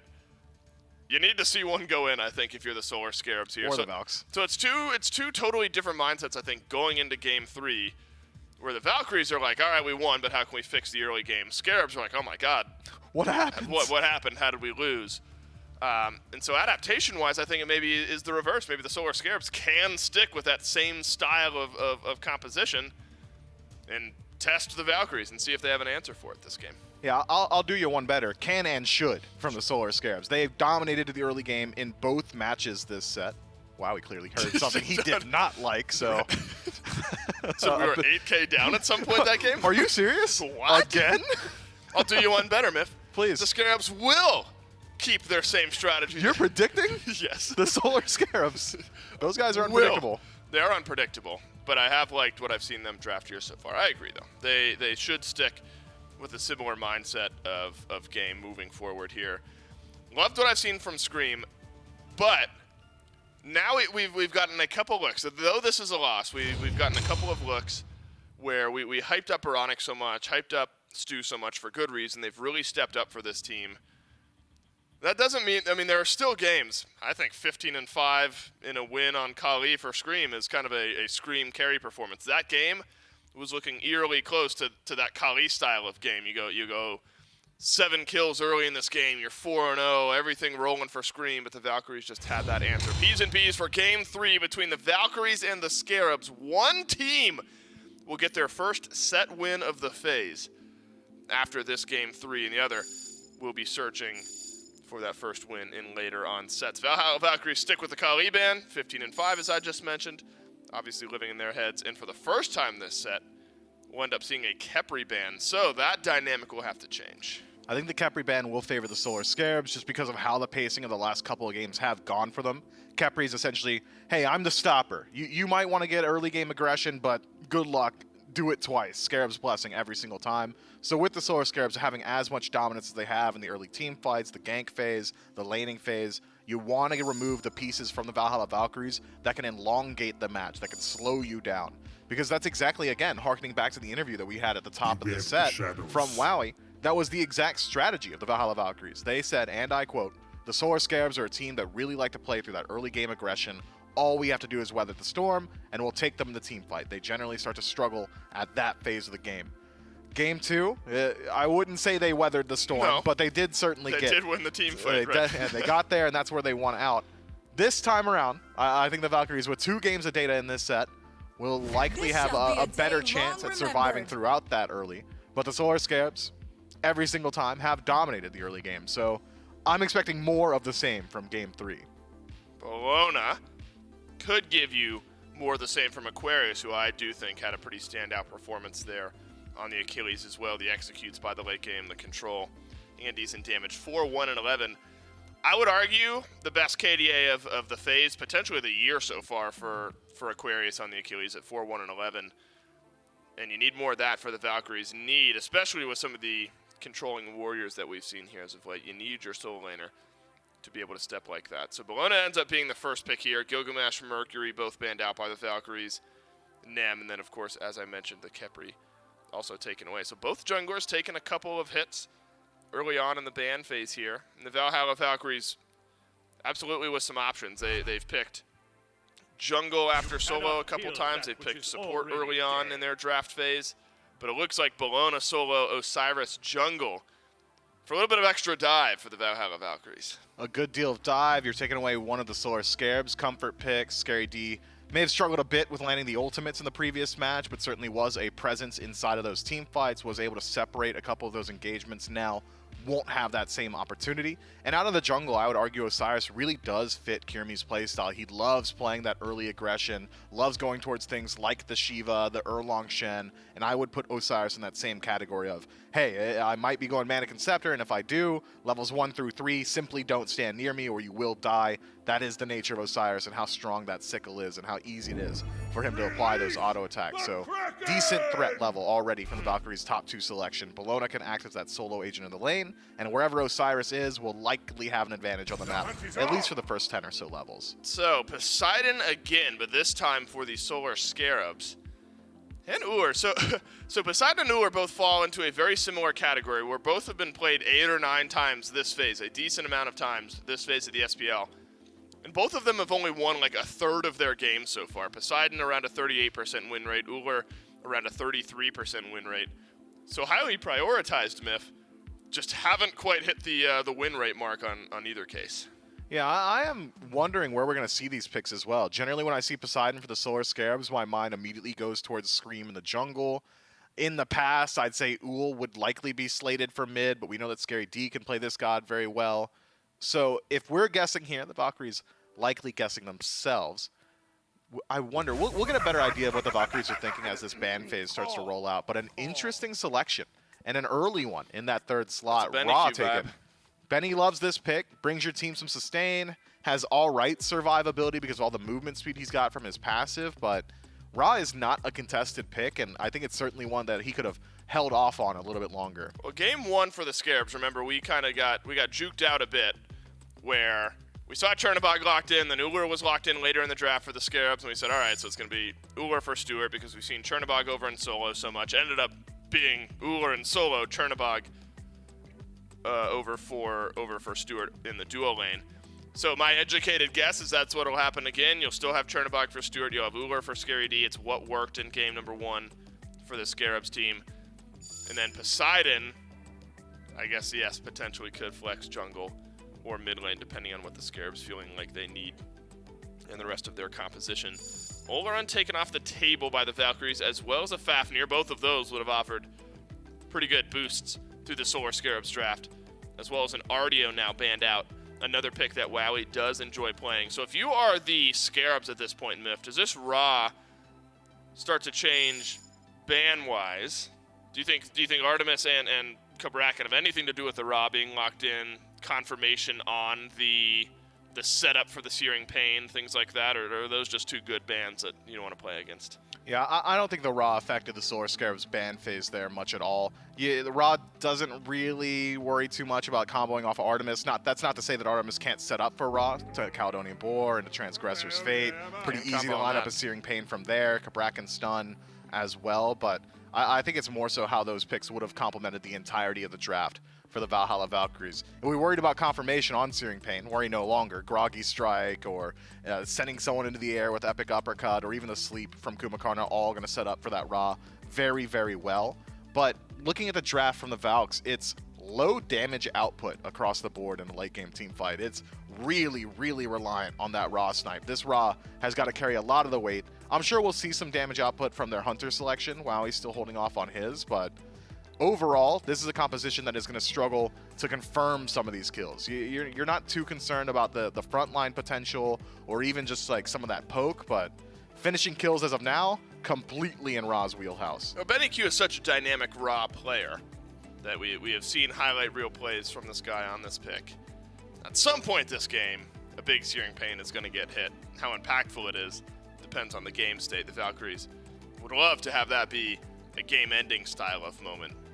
The Solar Scarabs hoping to avoid a lot of that. We assume carries and solo locked in for the Scarabs and looking for maybe jungle and support. Definitely support, potentially jungle, potentially mid, depending on where Poseidon and Uller and Chernobog respectively all end up going. Xingqian has seen a rise in play, and this will be another example of it. A couple of games this phase of the SPL and a couple of wins for Xingqian. Xingqian's got some decent matchups here. We're already concerned about the damage output of this Valkyries draft. Bellona and Osiris, prolific auto attackers. Ferocious Roar going to find some decent value there. With that last bit of DPS for the Valkyries also being the ADC, that means you're going to get even more value from this Xingqian going forward. Putting decent pressure with the Whirlwind of Rage and Steel onto the CC immunity of some of these picks. Bellona, Osiris, Ra, all going to be forced to use that ultimate. Kumakarna, generally short range with that dash from the Epic Uppercut, but still does have ways to deal with Xingqian's initiation. But the Bastet lock-in is the thing that catches me off guard. I really was projecting this Poseidon to go into the jungle, but now it is looking like Poseidon mid with Ull in the solo lane and Chernobog over towards duo. Scream should be holding it down on this Bastet. And it's a decent poke-style composition. You've essentially got Xingqian as your only frontliner. He's the only one separating the team fight. And then otherwise, Bastet acting as a solo agent. Chernobog and Ull probably going to be playing together for the most part, and I would imagine Poseidon similarly playing as a solo agent, utilizing that additional movement speed for guerrilla tactic warfare in these late-game team fights. Whereas the Valkyries composition makes a whole lot more sense. You've got a frontline spearhead to create space for this Scotty, and you've got decent CC lockdown to make sure these Ra ults are finding their way home. As far as ease of play is concerned, I'd give favoritism over towards the Valkyries. I think they have a composition that is a lot easier to execute on. But if the Solar Scarabs are able to maintain the pace that we saw in games 1 and 2, this is a composition that can just barrel over you. I mean, I'm talking early objectives, early damage output, great rotations, not only from the Chernobog, but Poseidon with all that movement speed could make it very hard for the Valkyries to reestablish control if they fall behind. Well, that's what you wanted the Solar Scarabs to do. You wanted them to double down on that style of play. It worked in game 1 in just over 20 minutes. It worked for the majority of game 2, and then some bad decisions, some bad team fighting led to a Valkyries win.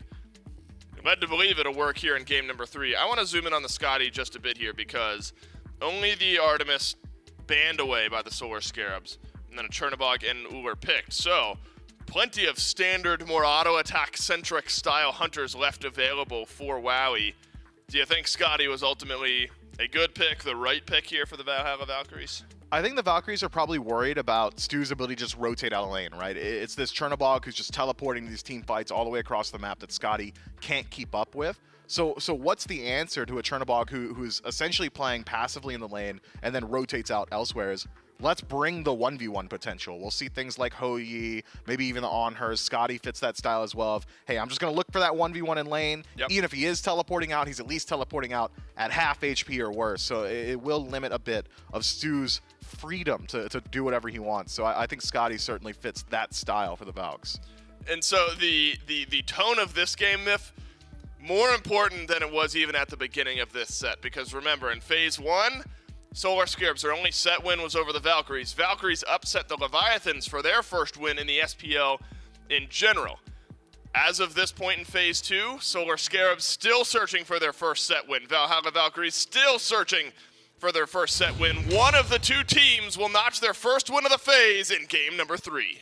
And what a Game 3 it will be. And once again, the Scarabs putting themselves into a Game 3 position, Gore. I mean, it's the third set of the phase for the Scarabs and the third time that they're going to. I mean, it's something that we kind of It was a thing last year. We it's the thing this year. Yeah, like we joked about it in Phase 3. Like, and if you're facing the Scarabs, expect a Game 3. It only happened, what, one time where it didn't. I think that was against the Warriors where they got 2-0'd.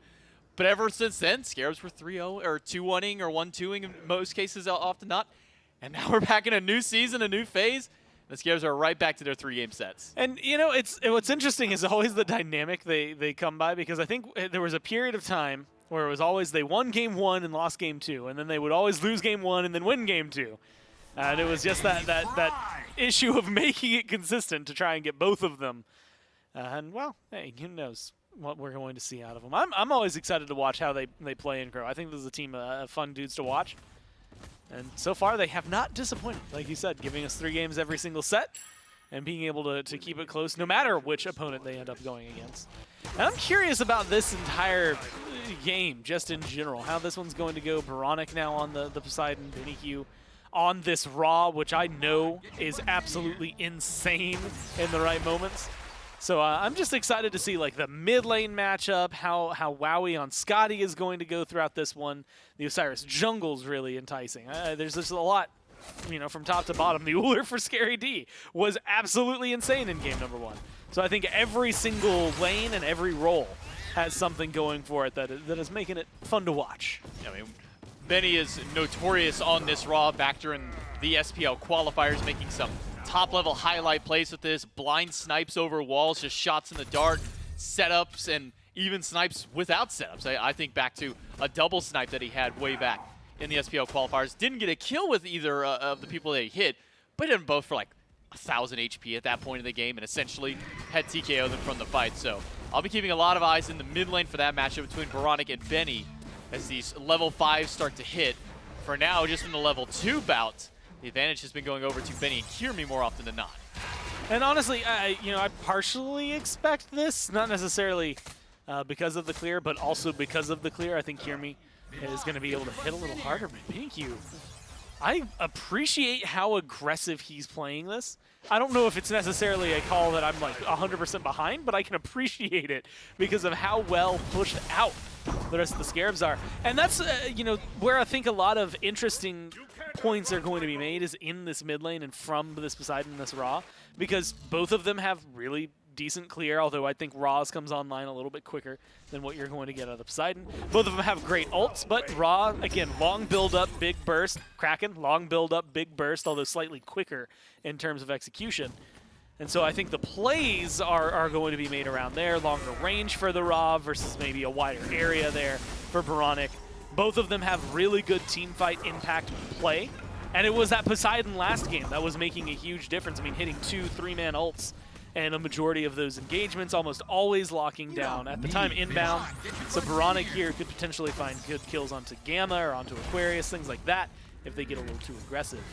But I do think Gamma as well, you know, speaking of like targeting supports, Kumba is one of the better, like, if you were going to have him as a solo tank, he's one of the best ones in the game. Inbound gets the beads out of Wowie. Scream finds the root, the lash after, and one more basic for first blood out of the Solar Scarabs. The jungler, yet again, 3rd game in a row, 3rd time doing it. 3 different gods.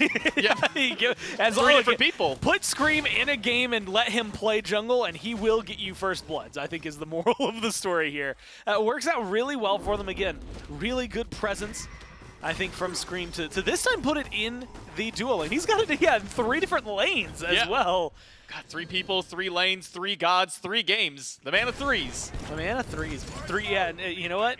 I'm not going to complain about it. I like where he's at. I, again, like seeing what this Bastet can do. Hitting level 5. Well, I was going to say hitting level 5 first would be important. But that's where things get more interesting. First Blood Bounty, 600 gold. Still behind in terms of where the Valks are. First Blood Bounty, you get the experience. Still technically behind in level, just ticked over to 5. Kierme was already there. So, you know, you're getting a good proactive play early on. But that pressure in mid that the Valkyries were able to pick up, then contributing to the mid camps, gave them enough of a lead that it is still just playing catch-up so far for the Scarabs. One thing I noticed in Scream's build is we get a look at the chart, it's pretty even there. That is not a traditional jungle item picked up for a starter. We typically see Eye or Bumbas. Yeah. But it's a Bluestone pendant. That's a Kraken from Boronic to secure. And also, Boronic had the speed buff on it. What is going on with the What are they doing? They're playing around, man. I mean, they're playing Smite. had the speed buff going for it now. Is going to be able to get that one.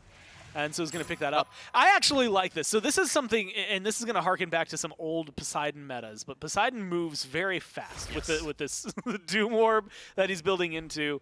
You pop the Trident or the 2, whatever it's called, and that's going to give you some move speed. Then you get the speed buff on top of that. And you're zooming pretty well. Your rotations are going to be solid, and I think that's what it is. I think that rotation power from this Poseidon is going to match up really well, whereas with Bastet, you've already got good damage. One of the things that she does is hit you really hard, really quickly, and quick succession with all her abilities, so give her something that lets those hit even harder. And I think that both of them play to strengths of the god, and I think that they're both going to enable some gameplay from the Scarabs that could help the side lanes a little bit more, right? You're going to give the jungler someone who can hit a little harder, and you're going to give Boronic someone who can just show up a little faster and maybe out-rotate or match rotations for the Raw. Because you have to remember, like, the Raw passive, giving him move speed and considering how often you're using abilities, you might not always have it at all 3, but you're still going to have like 1 to 2 stacks of that passive almost constantly going. He blinks against Boronic. Ultimate goes over the Kraken, but a pickup on towards Kirmi. The Raw snipe off the mark by Bennycube. Kirmi healing up in some of the beam, but not enough health. It's Scream once again for another kill on the Scarabs. And it's things like that, right? You're not only getting the kill, but wide ults from Bennycube. If it's not going to connect, then that's an easy win, I think, immediately for the Scarabs. As well as the fact that, yes, you leap over the ult there for Kirmi, but they were waiting for it. And Junction, with no beats, that ult's only going to save you from one thing. So they just threw 2 CC ults at you, and good luck getting out of there.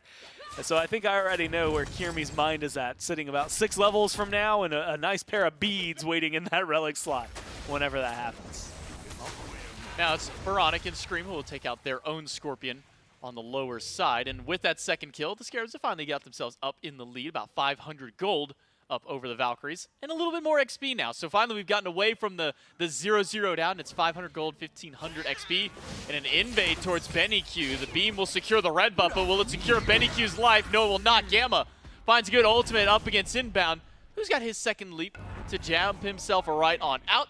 The mid laner of the Valks will walk away. And now that they're zoned out, Benny should be able to, if desired, walk back to the red buff. It's going to be down for a little bit, so you probably can and will clear that wave, but no, he's going to back here instead of maybe going deep to pick that up. So I think it actually might despawn before he gets there. So yeah, Gamma's going to scoop it.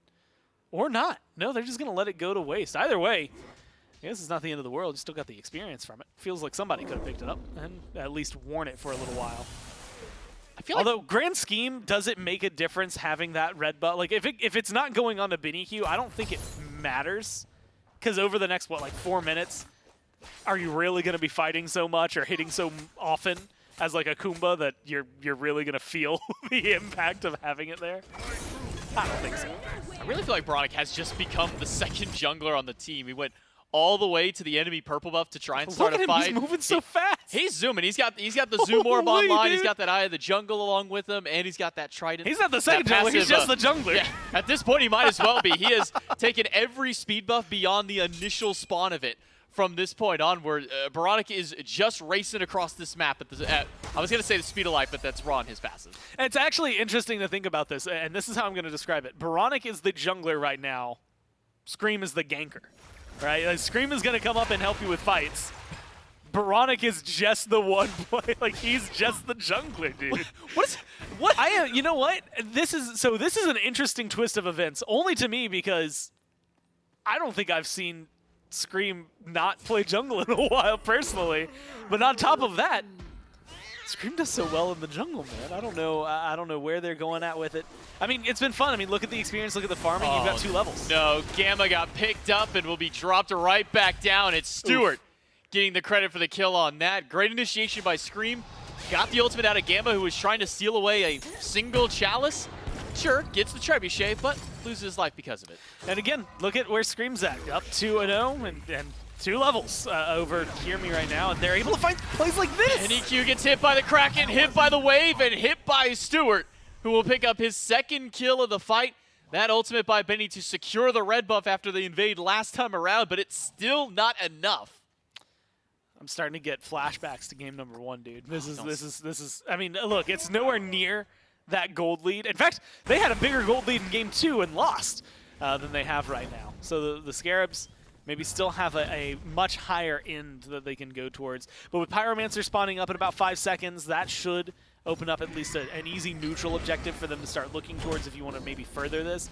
Again, you've got a Kraken. Raw Beam can help keep up with that in terms of secure. And again, Benny Hugh has much more steal potential because he can do it from further away. Scary D finds the axe toss onto Aquarius and a jump out. She got to get away from the damage of the bludgeon. Will not do so. One more auto from Aquarius will put the Valkyries on the board. And a great gank by Kirmi to finally get some pressure on the map somewhere and get Kirmi some help because he is falling behind to whoever you want to classify as the jungler for the Scarabs. That was the first successful gank on the Scary D Zuler we've seen today. All of game 1, every single trip over to that solo lane was useless for the Valkyries. And this time around, they're at least able to finally get some kills. They get it over there as well onto Aquarius. He's got the Witchblade going. I like where this Mind is at, just because of what it is going to bring not only in lane, but then eventually into the team fights. I think that's going to be fun to watch the Valkyries play around with. But there are still, I want to say, some problems I think they're going to run into. And a lot of it right now is just rotationary power for the Scarabs. I mean, we're memeing it a little bit, but like this Bastet's still roaming around everywhere, is stopping in mid, getting a lot of the farm from the wave, which has them up by 2 levels.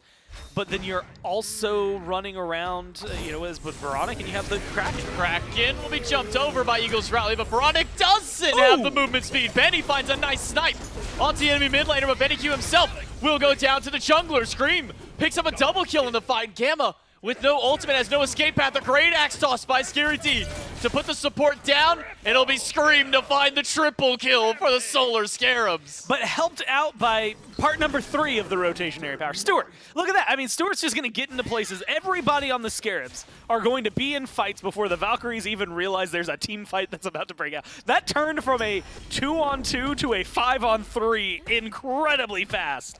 And so the Scarabs with, I think, amazing rotations. And they're matching the play as well, right? I think that they're hitting their axes really well from Scary D. That's part of why that Uller got banned in game number 2. And I think that the damage numbers that are coming out from a Bastet with a red buff now, and with a build that is much more akin to something I'd expect to see out of solo lane than out of the jungle, it has been working out incredibly for the Scarabs. And the damage numbers are fantastic at this point. I mean, trailing technically behind what is Aquarius in the solo lane, but a lot of that is going to be a little fabricated because there's not been much other than that 1 kill. Then it's nothing but Scarabs for the next 4, so it has definitely been a good showcase for them. Downside, though, same as last game. 4-level lead for Scream. A lot of the kills on Scream. You kill Scream, not only is it a big bounty, but you get rid of a good chunk of their pressure. Maybe not all of it the same way that it was in game number 2, but it is going to reset maybe the Scarabs mentality. And it's a lot easier to get that single kill this time around. In game number 1, there was the Kepri. In game 2, the Valks had that. So this time, you should be able to find and isolate this Bastet. Granted, it's Bastet. She can leap away, run away, a lot of things. But I do think that the maybe diversifying the team, where the kills are going. Triple kills always look great. But, get some on Veronic, let him get some of that lead, let Scary D, hell, even give one over to Inbound or something, just to make sure that it's not going to be a simple kill this guy and the team falls apart. I'm trying to think the last time I saw Veronic in the mid lane, getting a wave by himself. Every time we look over at him, he's in solo lane, helping Scary D get a blue. He's at purple buff on the opposite side of the map, trying to go for an invade, or he's at the enemy red buff. He's sitting level 12, only a level behind Benny. But Scream, again, with this red buff, will continue to walk forward and put some pressure. Ultimate Goes wide right against BennyQ, so that's the initiation of the Scarabs down. Inbound, gonna find his leap out. Gamma finds 2 with the Mez, but there's no follow-up from there. Benny was too far away. It's ultimate from Gamma, and the ultimate does come through. Scream very low. The Kraken will put Gamma down at critical health. The heal from Benny, keeping himself alive. And one more shot will take down Gamma. Stewart credit to that one, and one more is going on to BennyQ. That's a double kill for Stewart. A root on to Kirby. Should set up the triple kill for the Hunter. Stewart has now found 3 in this fight, but with Aquarius and Wowie nearby, Stewart and Inbound are going to have to turn tail and run. Interesting target selection. I mean, Baronic was so low, they decided to chase down the guy that gets a triple kill, chase down maybe Inbound. Granted, look, speed buff Poseidon, you're not going to catch up to him too easily, but now Stewart's going back in. Stewart goes in. Wowie uses the beads to get away from the knockup. The root over the wall won't find enough. Stewart will need a few more autos, cancels himself out of the wall. The roar is doing some decent damage to Wowie. Stewart needs a couple of autos, but I think he accidentally canceled the dash coming out of the wall and didn't have that gap close. Could have been exactly what was necessary. Hey, they diversified the targets, though. Look, you got Scream at 5-1, and you got a 5-0 Stewart now. So, showcasing that it's not all just going to be one person. I mean, good groupings, good ult, and presence, I think, from the Valkyries, but the Kraken maybe a little stronger. Rotations, again, a little stronger from them. And then maybe that last little target selection being a little bit stronger. And so it's a lot of good play that has still really been in heavily favor of the Scarabs. But it's not a wildly out-of-control game, right? Like, these team fights are definitely not going the way the Valkyries want them. But as time goes on, Ra's going to hit harder. Osiris is going to be able to do a little bit more. And I think you'll get a heavier presence from Gamma and Wowie. Whereas, you know, for the Scarabs, you're hitting a lot of your marks now. Yes, you do scale well into the late game, but you're going to have much more to match. Kraken a little bit off the mark. It'll take a 3rd ultimate to kill the mid laner of the Valkyries, but the Solar Scarabs will get that kill. Gamma does not find the root afterwards. The Scarabs now with their 11th one on the board, aiming for their 12th, but the damage Scary D is outputting up against Aquarius.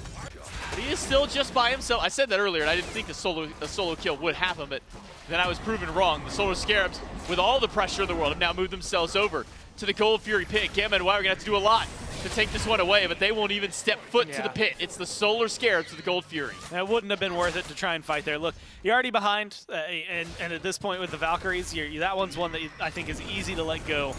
Away from BennyQ to respawn and hope that it's going to be in time before something goes catastrophically wrong over for you in the duo lane. Scary Duo goes down, and now Kiri's looking for more. Baronic rooted, no Kraken, epic uppercut. Will send Scream to the sky, but the damage is already done. Kirby finds a double kill, and that's big for Kirby. He was down 4 or 5 levels going into these team fights, but has now closed that up just a little bit. Still sitting 3 behind, though. Not great. BennyQ rooted on the rotation from Inbound. The ultimate picks up Gamma out of Scream. Scream will go for the beads. The snipe dodged away by Scream. BennyQ falling low, but not low enough, and now with Kirby is back up. The Scarabs cannot close gap on the mid laner. Instead, it's Scream who is in danger. The tether for Kirby is keeping him in place. The stun is good. One more auto, but he can't find it. Scream jumps over the wall to the red buff to find a path out. And the red buff is just enough to keep him healed up. He gets the buff. Oh, and he's going to get out of there. No, Aquarius is looking for more. Just barely able to escape. You got to call Houdini. That one was magical. That's good. Thanks, man. Houdini. There you go. Thanks, man. I appreciate it. I didn't know where to go from there, and I'm sure the Valhalla Valkyries are wondering where to go from their last team fight. They're still sitting relatively close in the gold department at the least. Even with Kirby down a couple of levels, the gold is only 1,400 up for the Solar Scarabs. It spiked up to about 3K earlier, but the Scarabs have not been able to break that threshold. They've still been sitting even throughout this game, despite the fact that Scream has a 6-kill lead. Stewart is 5-0-4 in the Chernobog. Scarabs just cannot pull far enough ahead. Yeah, you've got the 3-level lead as well between the two of them. There's a 2-level deficit. Hey, at least you got something going your way. Scary D needs to farm up or whatever, but I mean that's such a small thing to try and maybe open your eyes for. Granted, later on it's going to be a little more prevalent. Bologna plus the Kumba is going to be a little stronger than just Inbound, but the team fight engage from the Scarabs has been a little bit better. The CC is a little bit better. Beads are coming back up for the Valkyries, and they're going to need it. Ultimate from Scream, a little bit to the far side. Gamma will get slammed by the Kraken and put down into the Sleepy Time passive, and then put down by Scream immediately after. The Scarabs find yet another pick, this time on the support. But where do they go from here? The pressure has been put up towards the Tier 1 tower. The Valkyries are willing to put up a defense.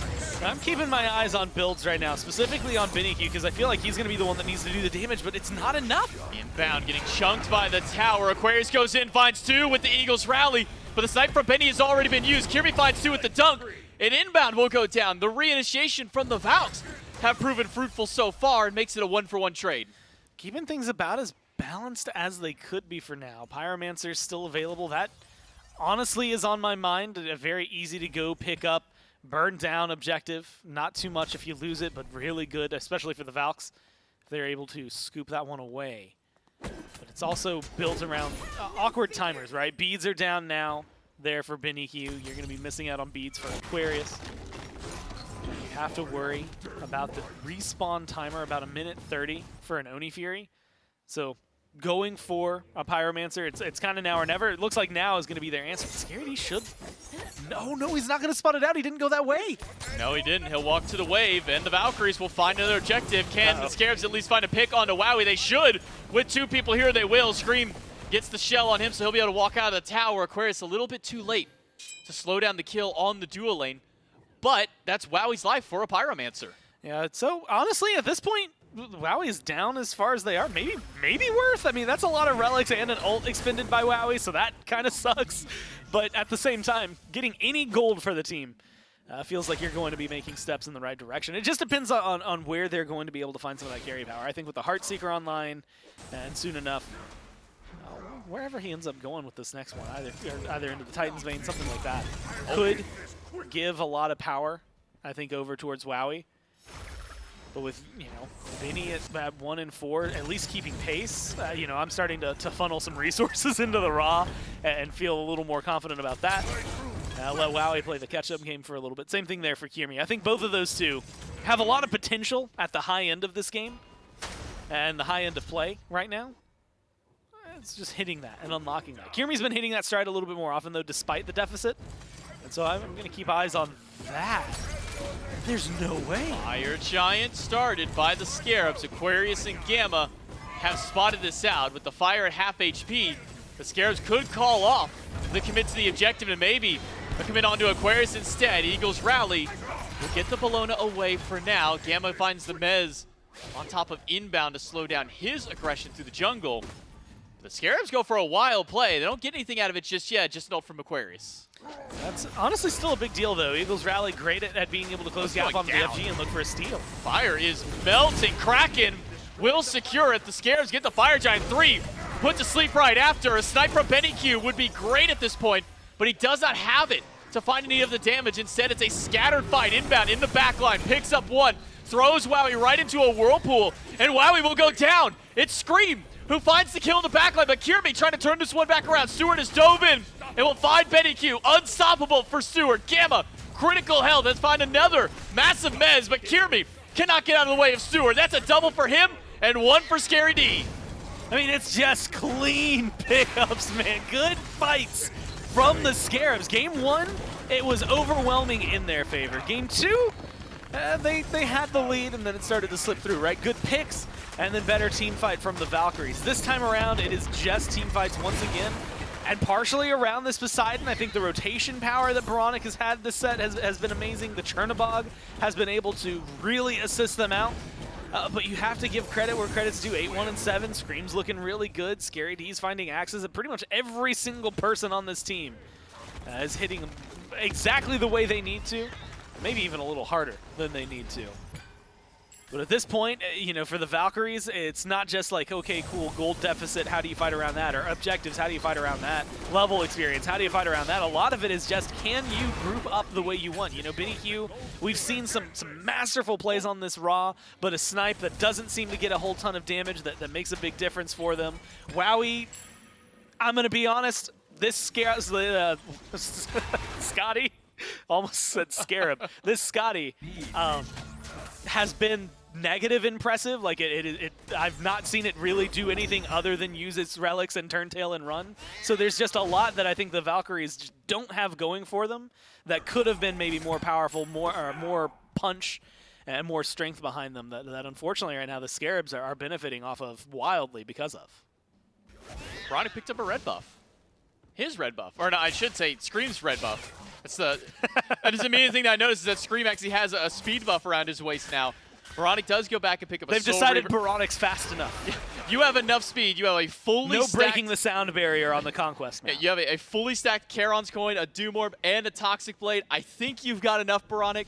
Go ahead and grab your red buff now that your Soul Reaver's finished up. The Solar Scarabs with their Fire Giant are going to clean up some of these remaining towers. Only one left standing on the right side of the map. That mid lane Phoenix burned earlier on in the team fight. And with 3 of the Scarabs over here, inbound, the one actually all the way on the left side of the map. Stewart in the middle. Kirmi spotted over in the mist by one of the Chalices. Will lead a lot of damage. Scary D. Aegis is not up available for this fight. Kraken does find Gamma. Stewart picks up one. Gamma in a sleepy time passive. Stewart cannot find the autos to weave in to take him down, especially with Aquarius playing Gatekeeper. Yeah, so they keep Gamma alive, but you lose your jungler. You do defend a tier 2 on right. This is funny. This, I never thought I'd see a support split pushing this hard. I mean, honestly, I'm going to give him credit. Look at how much work. Like, half of Phoenix, if you get a single rotation, which right now a Chernobog could very easily just go over there because Bellona's there, you'd be able to knock down that Phoenix pretty easily. Even if you don't get the rotation now, it's just a half-health Phoenix for your team to rotate to in a couple of seconds. Inbound to the back line, finds an ult against Wowie, finds the beads from Wowie in that same vein. And all that pressure on the left side. Big ult from Penny. Does clip Scary D. That's going to force Euler to back out. Inbound, now surrounded by 4, slowed down, has the lead to find a way out. But a good mez, a good epic uppercut from Gamma. Should set up for a kill, but Inbound has not gone down just yet. He's still standing. At the end of the day, Aquarius cannot find the ceiling blow to take him down. Instead, it's Aquarius turned on, but the axe toss just off the mark. Yeah, a lot of things. If they connect, if you get a kill here, you can go into the Titan room, but you got to play it careful. Wow, he goes down. Scream finds the first kill, but that's the only kill that the Solar Scarabs will grab into this. They are now on retreat, but everybody from the Valkyries are alive and healthy. Scream gets rooted out. Kirby finds 4 in the backline with the tether, but only 2 of them are still connected, make it just 1. Inbound, down to a quarter HP, not regenerating a whole lot of his health back, but Aquarius has got to use his ult to find a way out of the team fight as Stewart goes right back in. Kirby does manage to find the leap out with his ult. Now look, Inbound's health bar, I don't know, too low, I think, to play around with. Kraken just came back up though. Oh yeah, leave. You got to play it safe. And I think it's the smart play to back away here. Scream's going to be able to reset. They should have a lot of gold in their pocket as well for the Scarabs here. So good item. You're going to see like Heartseeker getting picked up there. Should be finishing crit soon for Stewart. He might have to farm a little bit before he can get there and feel as confident. But a lot, I think, of power spikes that are getting connected. And they still have an advantage. Now Fire Minions over on right. Mid Phoenix did just respawn, so the last Fire Wave is there in mid. BennyQ's going to take care of that pretty easily. But weakened, and you've got 2 Hunters. And so I think there's a good chance that they're going to be able to continue getting aggressive here. Fire Giants already respawned. Look, the Valks, maybe BennyQ could walk over and go for a snipe, but he's nowhere near in a position for this one. You just got to let it go and really hope for another defense a little stronger than the one you just put up around the right side, Phoenix. Fire Giant and a Scorpion will go to the Solar Scarabs. Wow, he's going to keep this left lane pushed up to try and force the Scarabs to maybe have to try and pick a fight without their minions, at least in the left side. Mid Phoenix has respawned, but it's a weakened one, and the Valkyries will need all 5 to defend up against it. Kirmi just now getting back to base will be able to rejoin his team. That's all 10 players on the map, grouped around the mid. The Solar Scarabs have their blinks up for an initiation. Question is, will it be Inbound who goes in first, or will it be Scream? That's going to be, man, initiation and blink from Inbound. He has the Ankh as well. If you go deep enough, that's going to be good to shut down healing. But if Gamma walks in like that, you're going to get a lot of free damage. Ultimate picks up Gamma, thrown right back to the Wolves, and Scary D is the one who finds the pick. Veronic clipped by the ultimate.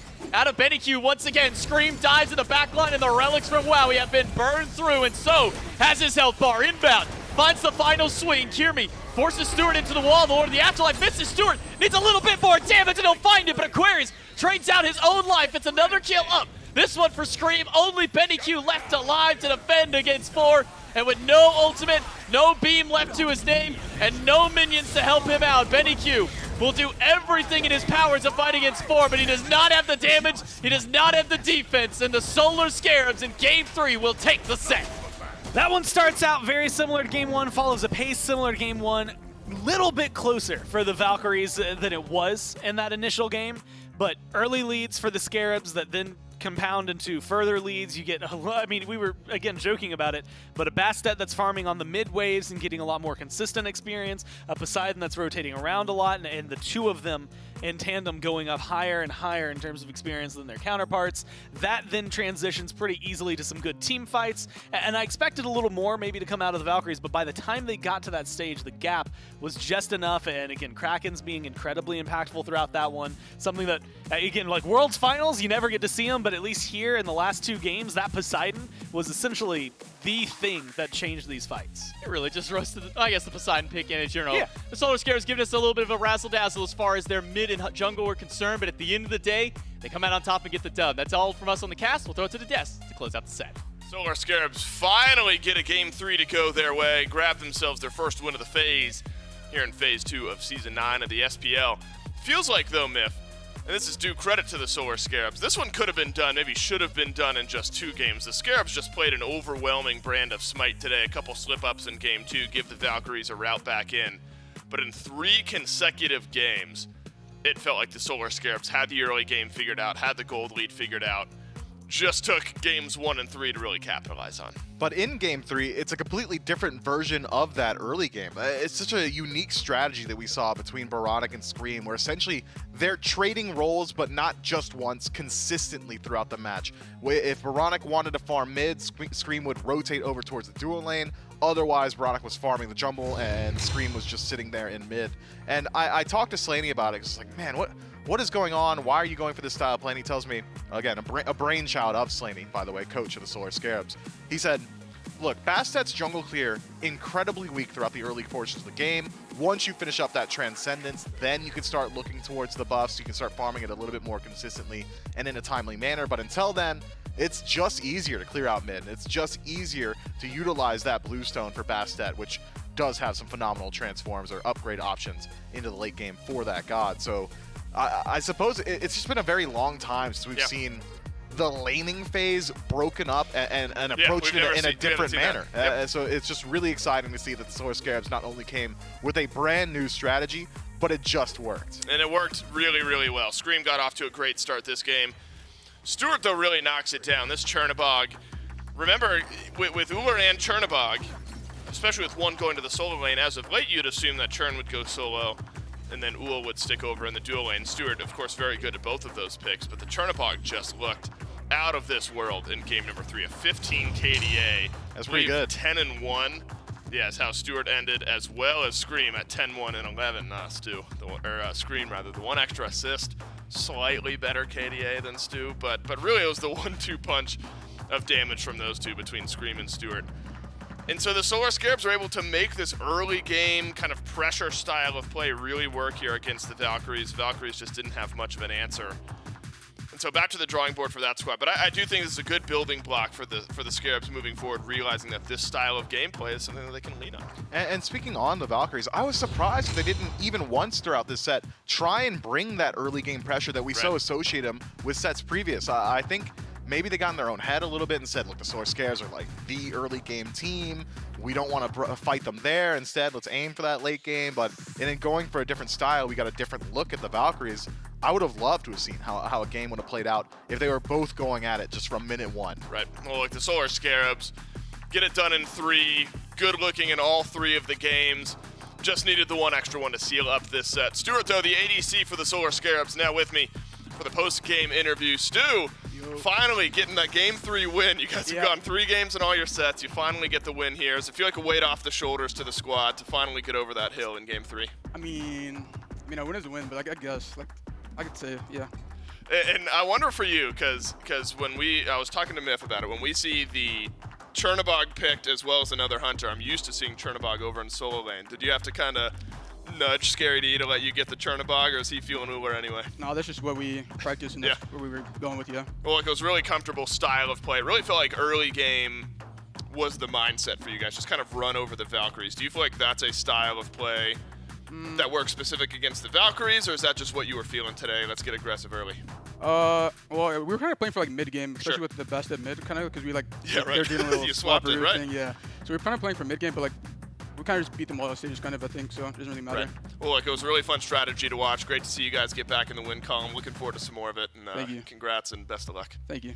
So the Solar Scarabs myth able to take down the Valhalla Valkyries, get themselves into the win column here. And I think you hope that this starts a momentum run for this squad. Because again, you know, the 0, when you look at the standings, the 0 in the win column only tells you so much of a story, right? It tells you the Scarabs haven't won a game yet this phase. Right, okay, hold on. Yeah. Yes, that's, clean it up. What do you mean clean it up? That's the 0 on the win column tells only you a tells story. you so much. Yeah, okay. It only tells you they haven't won a set yet. I'm with you. But what it doesn't tell you is that against some very, very good teams, the Solar Scarabs have taken them to 3 games and shown moments where that 0 in a win column maybe should have been a 1 up to this point. Do you see what I'm trying to say, man? No, I'm with you, man. Or was this too complex for you to wrap your mind around? I'm with you, Dave. Then and why now are you there's clowning no me? longer a 0 in that win column. There's 1. And that only tells you so much of a story. You've boiled it down to the point where it's nothing. You've taken a filet mignon and cooked it well done. There's no flavor left in the point that I was trying to make because you've just overcooked it. You've boiled a steak, Myth, and I hope you're proud of yourself. Because that was a really good point that I was making. They hadn't won, but they took some really talented squads to 3 games. The Solar Scarabs could and should have had wins up to this point. They go 3 against the Oni Warriors. They go 3 against the Bolts. But the 0 doesn't tell you that. Is this not tracking? No, I'm with you 100%. I don't know. Then what's the bit? There is no bit, man. I'm just enjoying time with my buddy. Yeah, the Dolphin squad. We even got you to make a dolphin noise on broadcast. It didn't matter at all. Unfortunately for the Valkyries, still a 0 in that win column. Able to go 3 games here in this set. I don't know. I'm going to go reset my mental. I've got a cast here in a moment. Nif is going to stick around on the desk. You'll see him in just a moment after this break.